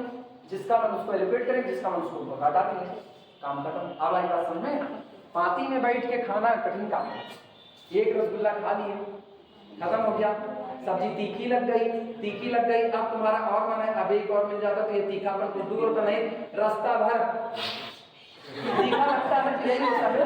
फिर रास्ता भर आप ऐसे ही जा रहे हो ना, इधर से कुछ कर रहा है, आँख से कुछ कर रहा है और आप लगातार पहुंचेंगे। बफर सिस्टम में क्या है? बफर सिस्टम में ये नहीं करना पड़ता है। बफर सिस्टम बस हे करिए कि काम चल गप देने के लिए काम हो गया तुम्हारा। आर्बिट्री दुनिया मन चाहिए। नोट में लिखना इस बात को, note. If there is a tie, तुम लोग इतना सुन लोगे आपकी, तुम लोग कहीं शादी वादी में गए ना यही सब चलेगा। अरे खास मेहमान के अगल बगल मत घूमना, ये हरकतें मना करोगे कहेंगे बलदाई का है क्या घड़ी वाली आदत होते हैं। If there is a time, नहीं सर, अच्छा ये लेक्चर सुना दोगी तो कहेगा अच्छा ठीक है, जब पूरे पावर हाउस पागल खाने पावर हाउस से बात पढ़ रहे हैं तब पगलाए। If there is a time between penalties,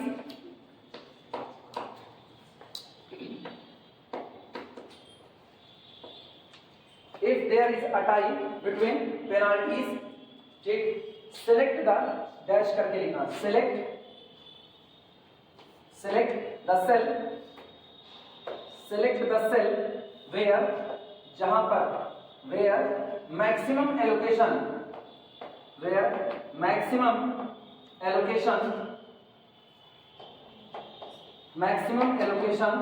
can be made।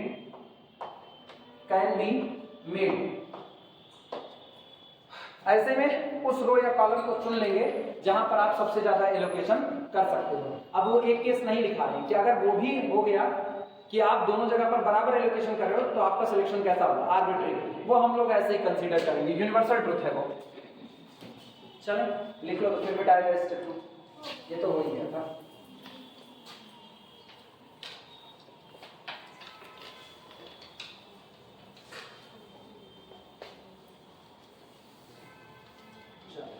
Step 3 क्या है? तीसरा स्टेप, बस 4 स्टेप हैं, तीसरे के बाद चौथा लिखेंगे खत्म। स्टेप 3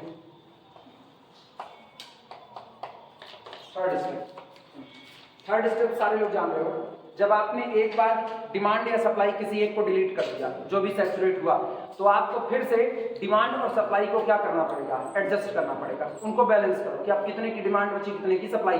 वो टेबल में कभी मेंशन नहीं की जाती, वो अपने दिमाग में रखी जाती है। वो मैंने एडजस्ट कर लिया, एडजस्ट करने के बाद फिर हम यही रिपीट करेंगे, फिर हम रो और कॉलम के लिए क्या करेंगे? पेनाल्टी कैलकुलेट करेंगे। लेकिन ये याद रखना, अगर मिनिमम कॉस्ट एक बार डिलीट हो चुकी है तो अगली पेनाल्टी निकालते वक्त उसको ध्यान में नहीं रखा जाएगा। जो क्रॉस आउट नहीं हुए हैं उतने से ही काम किया जाएगा। आई बात है समझ में? लिखना, adjust the supply and demand, adjust the supply and demand, adjust the supply and demand and cross out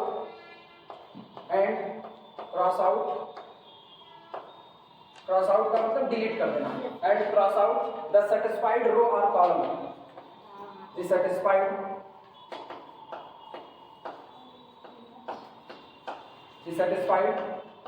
row or column, the satisfied row or column। ठीक, फुल स्टॉप। यहाँ भी वही बात रहेगी। अगर ऐसा हुआ कि कोई रो और कॉलम एक साथ सेटिस्फाइड हो गया, मतलब डिमांड भी एग्जॉस्ट कर गई, सप्लाई भी एग्जॉस्ट कर गई, दोनों एक ही साथ साइमल्टेनियसली हो गए, तब पर भी आप उनमें से किसी एक को ही डिलीट करना, चाहे रो को चाहे कॉलम को। लेकिन ये याद रखना, अब जो बची हुई है, जैसे मान लो ये रो और कॉलम एक साथ सैचुरेट हो गए, आप कॉलम को डिलीट कर दिया, रो बची हुई है ना, लेकिन इस रो के लिए फ्यूचर पेनाल्टी कैलकुलेट नहीं होगी। बचाया मैंने है, लेकिन हम उसके लिए फ्यूचर पेनाल्टी कैलकुलेट नहीं करेंगे। अगर मैंने रो को डिलीट कर दिया और कॉलम को बचा करके रखा है, तो इस कॉलम के नीचे एक डैश लगा दिया जाएगा, इसकी पेनाल्टी अब कैलकुलेट नहीं होगी। क्यों? क्योंकि आप वहां पर एलोकेशन नहीं कर सकते। आई बात समझ में? तो लिखा जाता है इफ अ रो और कॉलम, इफ अ रो और कॉलम क्या था, cross out simultaneously, if a row or column cross out simultaneously then only one can be deleted, केवल और केवल एक डिलीट होगा, and for rest future penalty never calculated, बाद में फ्यूचर पेनाल्टी कैलकुलेट नहीं की जाएगी। आई बात समझ में? लिखना इसी बात को, if a row and a column, if a row and a column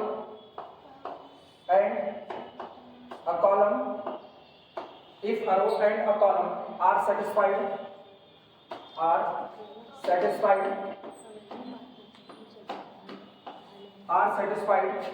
simultaneously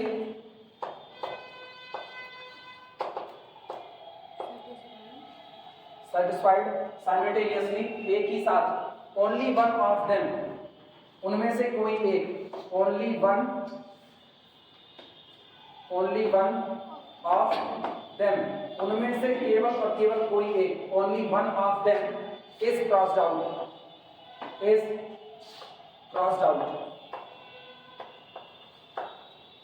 only one of them is crossed out, and the remaining row, और जो एक बच गया, अब चाहे आप रो को बचा लो चाहे आप कॉलम को, and remaining row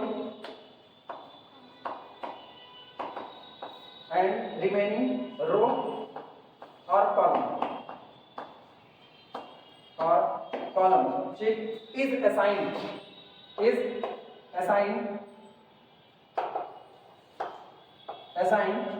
a zero supply,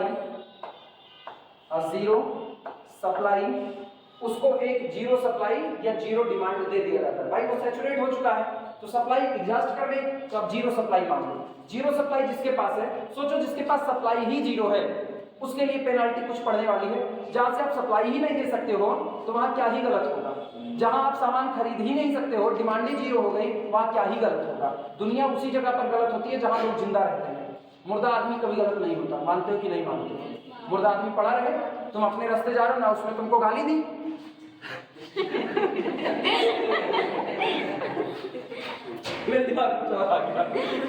रात का वक्त है, मुर्दा आदमी पड़ा हुआ है, आप अपने रास्ते जा रहे हो, सडनली वो उठ गया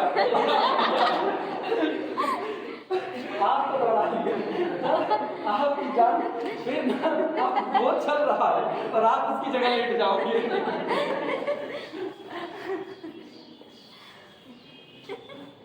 मेरा दिमाग खतरनाक है, मेरे को ऐसा नहीं सोचना चाहिए लेकिन हम सोचते हैं। अचानक मतलब हम एग्जाम्पल कुछ और सोच रहे हैं, अब कहते लगे मुर्दा आदमी गड़बड़ नहीं होता, मेरे दिमाग में आया जिंदा हो गया तो क्या होगा। लिखना जीरो सप्लाई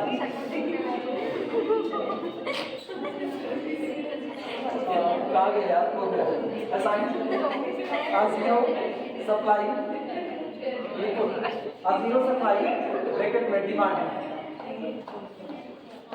ब्रैकेट में डिमांड। बहुत डर लगता है, ऐसे रहो। पन्न जानते हो ना? पन्न जानते हो नहीं जानते? पन्न नहीं जानते तुम लोग? अरे सर जो खाली मतलब एकदम सादा। अच्छा सेवान जानते हो? सेवान वो भी नहीं, छोड़ो कुछ नहीं जानते हो। जो नहीं बगिया नहीं, खेत में गर्मी वर्मी में जाओ, गर्मी वर्मी में दूर तक एकदम खाली रहता है ना, दूर तक ना कोई नहीं होता है। और झिमरू बोलता है ना या हवाइयों चलती है तो उसकी भी आवाज कान में बाकायदा ढंग से सुनाई देती है। इतना सही होता है ना, मतलब कुछ नहीं होता, दूर दूर तक कुछ नहीं। आप ढेला भी फेंकोगे ना, तो आप ऐसे शहर में ढेला फेंको तो पड़ोसी का 2 घर पार करके तीसरे में गिरे, आपको लगे बहुत दूर तक नीरज चोपड़ा हम ही हो गए हैं, वो भाला फेंकते तो हम ढेला फेंक रहे हैं, ठीक। अब खेत में आप ढेला फेंको, इमली ऊपर टंगी हुई है, आप उसको तोड़ने के लिए ना कंधवा उखड़ करके नीचे आ जाएगा, इतना दर्द होता है, क्योंकि वो ऊंचाई जो आपको लग रही है, यहाँ आप क्या हो, ये पूरी थ्योरी किसकी है, रिलेटिविटी, सापेक्षिकता क्या है, रिलेटिविटी ना, केवल और केवल एक ही बात का, तो आभास किस बात का है। अगर आपको कोई काम बड़ा अच्छा लगता है तो ऑब्वियस सी बात है आपको उसको करने में इंटरेस्ट है, तो आपका टाइम बीत जाएगा, आपको पता नहीं चलेगा। और बुरा लग रहा है तो निश्चित तौर पर आपको 5 मिनट भी घंटों के समान होंगे। यही वहां भी होता है, क्योंकि पूरे पन एकदम खाली पड़ी हुई है, तो दूर तक जा रहा है, तो आप वहां ना बड़ी लंबी दूरी फेंकोगे लेकिन वो छोटी नजर आएगा। तो वहां पर यही कंडीशन होती है। वहां पर एक बार वो खेत में चना हुआ, वो रहा जिसको बोलते हैं गाँव में, वो हुआ। हम, हमारी दीदी और जो छोटे बच्चे गांव के थे सब लोग गए खेत में, चल भैया उखाड़ करके लेकर के आते हैं। गए तो जो कपड़ा वपड़ा धुलते हैं ना, कोई है क्या, वहां गए, चना उखाड़ रहे हैं, घर वालों को नहीं बताया थे कि चना उखाड़ने जा रहे हैं, चना उखाड़ रहे हैं। अब उसके बाद फिर दूर से ये कपड़ा वपड़ा धुलने वाले जो होते हैं, ये लोग आते थे गांव में कपड़ा वपड़ा लेने के लिए, किसी किसी के यहाँ पे धुलाया जाता था, ज्यादा अमीर हो जाते थे कुछ लोग, तो आते थे। तो उसमें एक चूड़ी बेचने वाली थी, वो आ रही थी साथ में। अब वो चूड़ी बेचने वाली थी और उसने उतनी ही चूड़ियां लाद रखी हुई थी ऊपर और अपने हाथ में भी, दिखाई नहीं दे रही है, आवाज आ रही है चूड़ी बजने की, आवाज आ रही है, दिखाई कैसे देगी भाई, फसल बड़ी बड़ी है, वो मेरी पर से आ रही है तो कहां से नजर आएंगी। अब छान जितने बच्चे थे मेरी दीदी समेत सब भाग लिए, सर्कस कोई वहां नहीं रुका। मेरे कान में आवाज पड़ी, तब तक हम लालच में थे, हम ऐसे पड़े वो भड़बड़ी कर रहा है, पता नहीं कहां वो फंस गया था, या मेरे अंदर हिम्मत चली गई थी वो आवाज सुनने के बाद। अब हम कह रहे दीदी रुका, 2 मिनट, यह टीम खाल चल गई। उसके बाद दीदी हमारी सपट्टा दिखाई दी, तो अंदर गेट जा रहा है घर का उधर, फिर हम उसको आधा उखाड़ पाए थे, अपने सपट्टा और मेन पर से 2 घुटनी खाए, करके भागे, हिम्मत नहीं थी मेरे। बाद में जब घर पहुंचे तो 20 मिनट के बाद 20 मिनट बीत गया, जब जान में जान आई तब पता चला बाहर आई नहीं चूड़ी बेच रही। उनसे जान पूछे, हे तू कौन वाली सावत रहोगे, वाली सावत रहे। हम ये गजब का हाल है। तो ऐसे ही रात में मुद्दा लेटा हुआ, आप अगर से निकल जाओ और वो उठ जाए तो सोच सकते हो अंदाजा क्या होगा, और ज्यादा फील कराने की जरूरत नहीं। लेकिन ये बच्चे सुनो, हमको तो जिंदा सांप पकड़ने कहोगे हम पकड़ लेंगे, हमको डर नहीं लगता है। ऐसे बड़ा सा सांप आए हम उसको पकड़ लेंगे, 2-3 बार पकड़ भी लिए, कोई डर नहीं, ठीक है। गाय गोरू कुत्ता बिल्ली से डर नहीं लगता है, चाहे जितनी बार कहीं गाय हो डर नहीं लगेगा, ठीक। लेकिन हमको 2 चीज से बहुत डर लगता है, एक उड़ने वाले कीड़े से बहुत डर लगता है और एक भूत से। उसके खास रीजन भाई, सांप है वो ऐसे दौड़ेगा, आप तेजी से भाग सकते हो, ऊंचाई चढ़ सकते हो, कूद सकते हो, कहीं पर जा सकते हो, ठीक। गाय को दौड़ा लिया, भाग करके कहीं खंभे उम्बे के पीछे छिप जाओ तब भी बच जाओगे, ठीक। कुत्ता दौड़ा लिया तब भी बचत का रास्ता, भले वो तेज दौड़ता है। भूत दौड़ा लिया तो वो दौड़ाता है ही नहीं ना। तो आप इधर से भाग रहे गेट से, पता चला महारानी उनकी खोपड़ी है,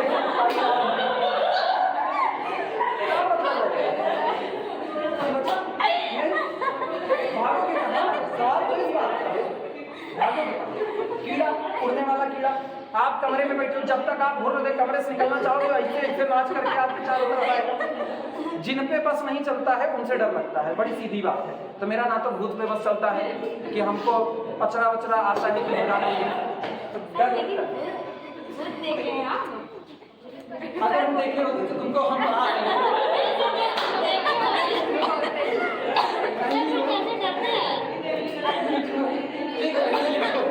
हमको मारने का प्लान करके आई और कॉलम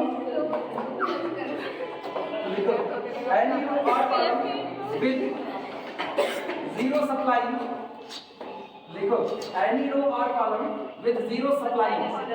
कोई भी ऐसी रो या कोई भी ऐसा कॉलम जिसकी सप्लाई या डिमांड 0 हो चुका होगा, विद 0 सप्लाई और 0 डिमांड और 0 डिमांड, ठीक, शुड नॉट बी यूज्ड, इस्तेमाल नहीं किया जाएगा, should not be used, should not be used, इस्तेमाल नहीं होगा इन कंप्यूटिंग, गणना करने में, in computing future penalty, future penalties, उसको भूत का फील आ रहा है। Should not be use in calculating future penalty, जिस रो या कॉलम में आपने सप्लाई या डिमांड एडजस्ट कर दिया कितना 0, उसको आप फ्यूचर पेनाल्टी कैलकुलेट करने के लिए कभी भी कंसीडर नहीं करोगे, उसको छोड़ दिया जाएगा, उसके आगे हम लोग डैश लगाते हुए चलेंगे, ठीक, नोट करो।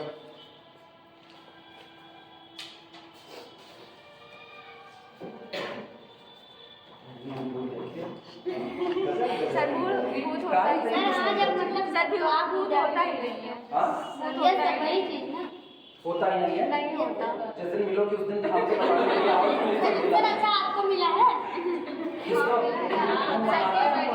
सर मतलब आप जब जान रहे हैं होता है तो मतलब आपको मिला होगा ना, हाँ, बिल्कुल, सुनो नहीं ऐसा नहीं है ना, वो मिलती तो ना हम पढ़ा ना रहे, बात तो ठीक है। सुनो, कुछ घटनाएं ऐसी होती हैं जिनका साइंस के हिसाब से कोई एक्सप्लेनेशन नहीं होता है, ठीक है, वो घटनाएं जब आपके साथ घटित हो जाती हैं तो आप मानने लगते हो ऐसा कुछ है।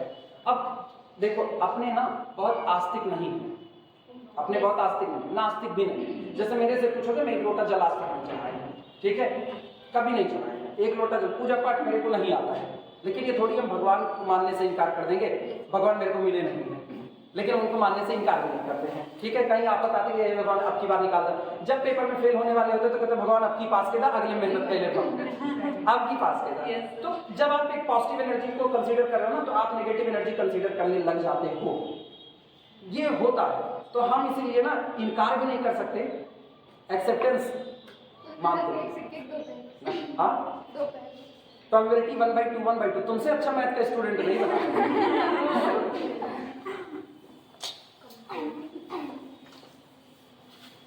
और ऐसी बातों को प्रूव करने के लिए मेरा मरना जरूरी है, फिलहाल अभी ज्यादा नहीं। चलो स्टेप 4 आखिरी लिखो, रिपीट दिस प्रोसेस, स्टेप 4 लिखो, आखिरी लास्ट बोल दे रहे, लिखो स्टेप 4, बोले स्टेप 4 हेडिंग डाल देना, ये हो गया भाई, लिखना इसमें, रिपीट स्टेप 1 2 3, 1 से 3 तक पूरा रिपीट कीजिए, रिपीट स्टेप 1 2 3, ये 1 2 3 नहीं बोल रहे हैं, 1 2 3 ये बोल रहे हैं, 1 से लेकर के 3 तक, ये वाला नहीं, रिपीट स्टेप 1 2 3 अंटिल, तब तक रिपीट कीजिए, until the entire available, repeat step 1 2 3 until the entire available entire spelling बोले, अच्छा, entire available supply, until entire available supply at various sources, until entire available supply at various sources and demand at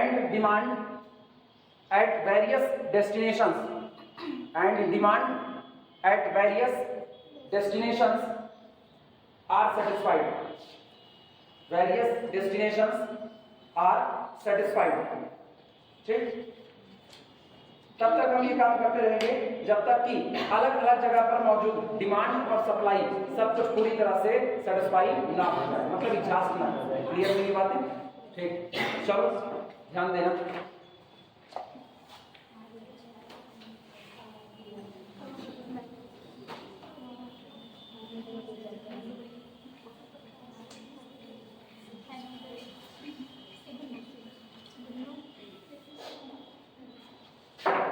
सवाल उठाए जाए,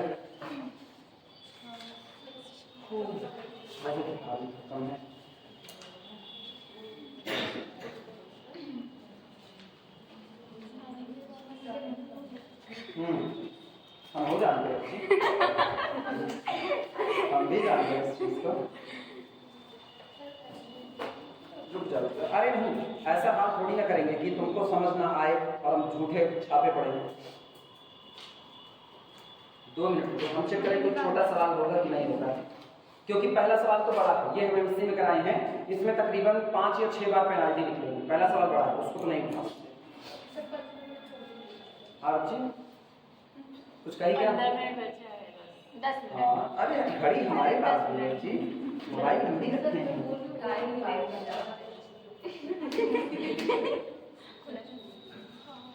बता तुम लोग झूठे गुस्साए पड़े हो।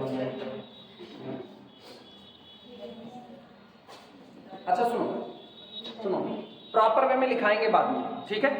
15 मिनट का यूटिलाइजेशन कर रहे हैं, ऑप्टिमम सॉल्यूशन निकाल रहे हैं। मेरे को पहली वाली टेबल दे दो। पहली वाली टेबल से हम तुमको पेनाल्टी कैलकुलेट कैसे की जाती है और एलोकेट कैसे किया जाता है बिना लैंग्वेज के दिखा रहे हैं। लिखा कैसे जाता है वो हम अपनी वाली क्लास में सिखा देंगे जब क्लास लेंगे, ठीक। टेबल ऐसे बताना बस खाली।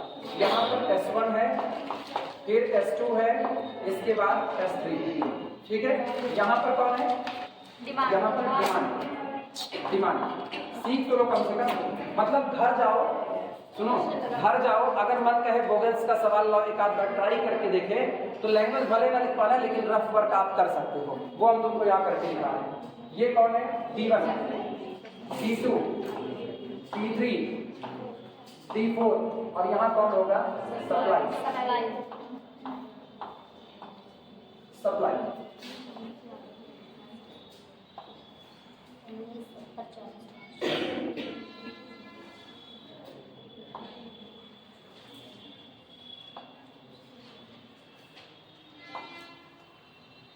यहाँ नीचे जगह छोड़ी जाएगी, यहाँ हम लोग पेनाल्टीज कैलकुलेट करेंगे, ठीक। और सुनो जो पेनाल्टीज कैलकुलेट करेंगे ना हम उसमें लिखते हैं, मेरी आदत पड़ गई first round, second round, third round ये लिखते हैं, ठीक। तो अब जब आप राउंड वाइज चलते हो ना तो राउंड वाइज में आपको पता है पहले ये वाली पेनाल्टी लिखी गई होगी, फिर ये वाली लिखी गई, फिर तीसरी लिखी गई होगी, तो आपको पता रहता है, तो इसीलिए बाद में उसको देखा जाएगा।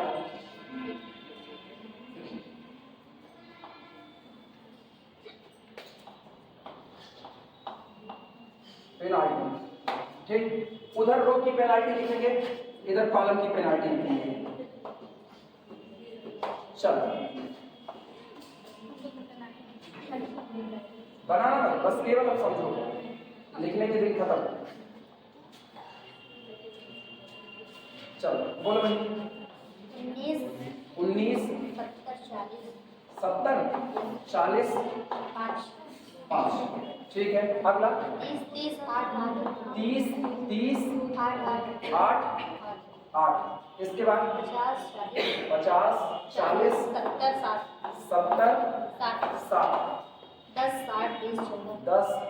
60 20 ये बोलो 7 9 18 और ये हो गया 34। चलो ध्यान देना कैसे कैलकुलेट होता है। सबसे पहले हर रो हर कॉलम के लिए पहला राउंड स्टार्ट कर रहे हैं, देखना इनमें मिनिमम कॉस्ट कितनी 10 और नेक्स्ट कितनी 9, 10 और 9 का अंतर कितना 9। इसके बाद फिर मिनिमम कितना 30, अगला 40, 30 और 40 का अंतर 10, इनमें आओ 8 और 20 का अंतर 12। पहला राउंड स्टार्ट हो चुका है। अब रो की पेनाल्टी निकालने के बाद बारी किसकी? कॉलम की पेनाल्टी। अब लिखना नहीं, अब कॉपी बंद हो सकती है। अब सुनो इधर आना, ये बताना मिनिमम 19 और यहाँ कौन 40, अंतर बोलो 21, ठीक है 22। अच्छा याद है पिछला यहाँ 10, यहाँ कितना 10, चेक कर लेना गलत ना बताना। 40 50 और ये 10 20, ठीक है। अब बताना लार्जेस्ट पेनाल्टी कहाँ नजर आ रही है? 22 पर, ठीक। तो इसके नीचे मैं ऐसे क्लिक कर देंगे लार्जेस्ट पेनाल्टी पहले राउंड की, तो किसको सिलेक्ट करेंगे? इस कॉलम को, D2 को सिलेक्ट करेंगे। D2 का सिलेक्शन हुआ, जैसे D2 का सिलेक्शन हुआ तो D2 में खोजो मिनिमम कॉस्ट कितनी है 8। यहाँ पर देखो डिमांड कितने की, सप्लाई कितने की 18। क्या 8 का 8 दे सकते हैं पूरा? 8 इनको दे दिया जाएगा और इनको 8 देने के बाद कौन सैचुरेट हो गया, डिमांड या सप्लाई? डिमांड सैचुरेट हो गई तो ये पूरा कॉलम आपका डिलीट हो जाएगा।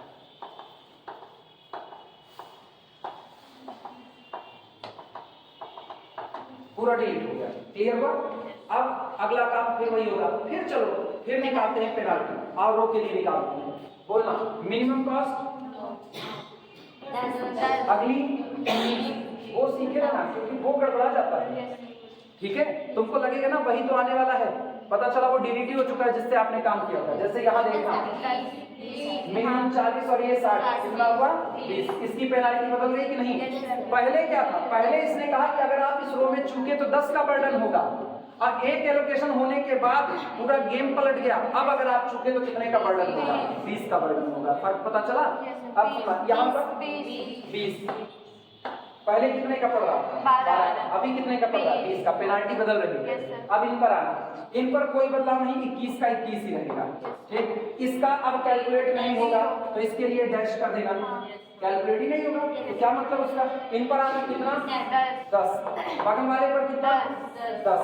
अब देखो फिर से सेकंड राउंड में कौन सी हाईएस्ट पेनाल्टी है?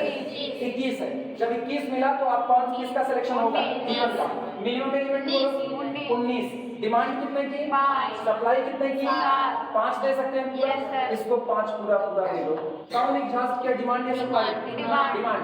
ये पूरा का पूरा D1 आपका डिलीट हो जाएगा। सीख आज ही लो, बाकी काम बाद में हम लोग लिख लेंगे, लैंग्वेज बाद में लिखेंगे, पहले सीख लो। ये हुआ। अच्छा, अब अगला काम देखना, अब फिर से पेनाल्टी कैलकुलेट होगी, लेकिन ये तो अब डिलीट हो गया तो इसकी पेनाल्टी थर्ड राउंड स्टार्ट कर रहे हैं। बगल वाले की पेनाल्टी नहीं निकलेगी, इसकी पेनाल्टी 10 आएगी, इसकी पेनाल्टी 10 आएगी। कोई फर्क नहीं है क्योंकि उधर कुछ डिलीट नहीं हुआ। यहाँ आना 40, कितना ज्यादा बदल गया?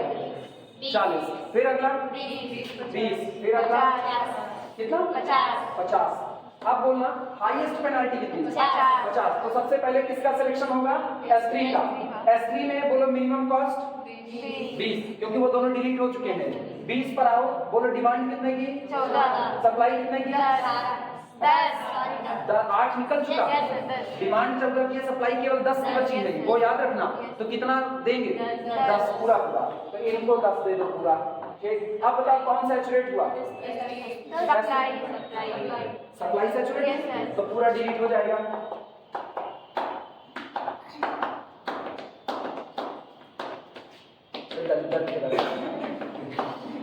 ये हो गया। फिर इसका मतलब अब इन फ्यूचर S3 के लिए पेनाल्टी नहीं निकलेगी। तो जो 3, 3, 6 पेनाल्टी अब तक निकाल चुके हैं। फिर आना, यहाँ कितना? 40। यहाँ पर 20, और इसका तो कैलकुलेट ही नहीं होगा। इन पर आना, इसका कैलकुलेट नहीं होगा, डैश, इसका डैश, यहाँ 10, बगल वाले का 50। अब बोल भैया हाईएस्ट 50। तो जब हाईएस्ट 50 है तो इसका सिलेक्शन करो। मिनिमम कॉस्ट 10, कितना है? डिमांड 10 आप फुलफिल कर चुके, 4 डिमांड है, सप्लाई 2। ना 7 में से 5 निकल चुका है, पता है? तो 2 बचा खाली, और डिमांड कितने की है? 4 की है। तो आप कितना दे सकते हो? 2 दे सकते हो। कौन सा सैचुरेट हुआ? सप्लाई। तो ये पूरा डिलीट हो जाएगा। टेंशन ना लेना, जिनको नहीं आ रहा है अगले टर्म को जब आएंगे तो इसको लिखाते वक्त फिर बताएंगे। वो हो गया। अब 2 ही लोग तो बचे ना। कौन बेवकूफ पेनाल्टी निकालता है? कोई नहीं निकालता, अपने लोग बहुत बुद्धिमान है बचपन से ही ना। चलो यहाँ पर सीधा एलोकेशन मारो। ये बताओ 40 और 60 में सीधे सीधे, और कुछ हो भी नहीं सकता, अब यही होगा ही होगा। बोलो पहले 40 को चुनो, कितना? 7। 9 है और डिमांड कितने की? 7 की, तो इसको 7 पूरा का पूरा दे दो। मिल गया। बचा कितना? 2। देखो यहाँ 2 ही बचा भी होगा। 10, 2 12 और 2 14। ये हुआ। जरा इसकी कॉस्ट निकालो, जो कैलकुलेटर चला रहे इसकी कॉस्ट निकालो फटाफट। बता रहे 19 गुणे 5 करो, हम बोलते जा रहे, लिखो 19 गुणे 5 प्लस 10 गुणे 20, 10 गुणे 20 प्लस 40 इंटू 7, 40 गुणे 7 plus 60 into 2 plus 8 into 8 plus 20 into 10। कितना आ रहा? ये सामने लिखने हैं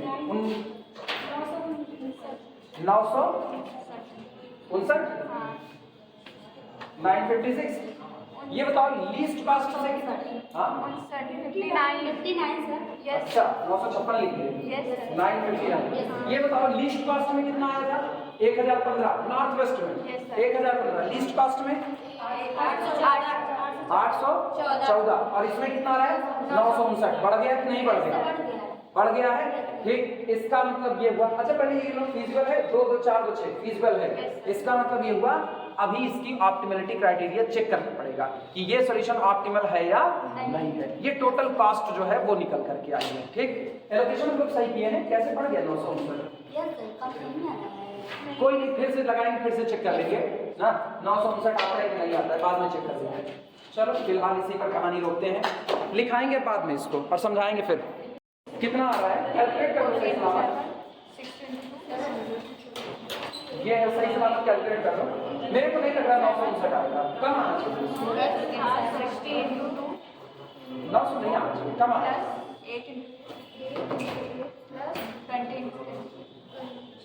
चेक कर लो, 779।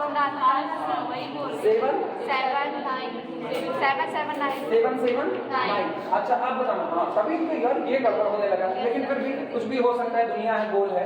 ये बताओ पहले में कितना है, नॉर्थ वेस्ट में 1015, लीस्ट कॉस्ट में 800, ठीक है ये। और अभी देखना 779 लगातार घट रहा है कि नहीं घट रहा है, लेकिन ये भी बेस्ट सॉल्यूशन है ऐसा कुछ कहा नहीं जा सकता, ऑप्टिमलिटी क्राइटेरिया चेक होगा तब पता चलेगा, क्लियर है। लेकिन सोचो गूगल से आपको एकदम नजदीक ला करके खड़ा कर दिया, सबसे नजदीक गूगल से लाया, क्लियर हुआ, ठीक है। बाकी बातें फिर करते हैं, आप कब मिलेंगे, कब छुट्टी ना हुई तो शुक्रवार को, फ्राइडे मेरी क्लास है, हाँ वो याद रखना, फ्राइडे क्लास रहेगी, हाँ नहीं भूल जाओ हम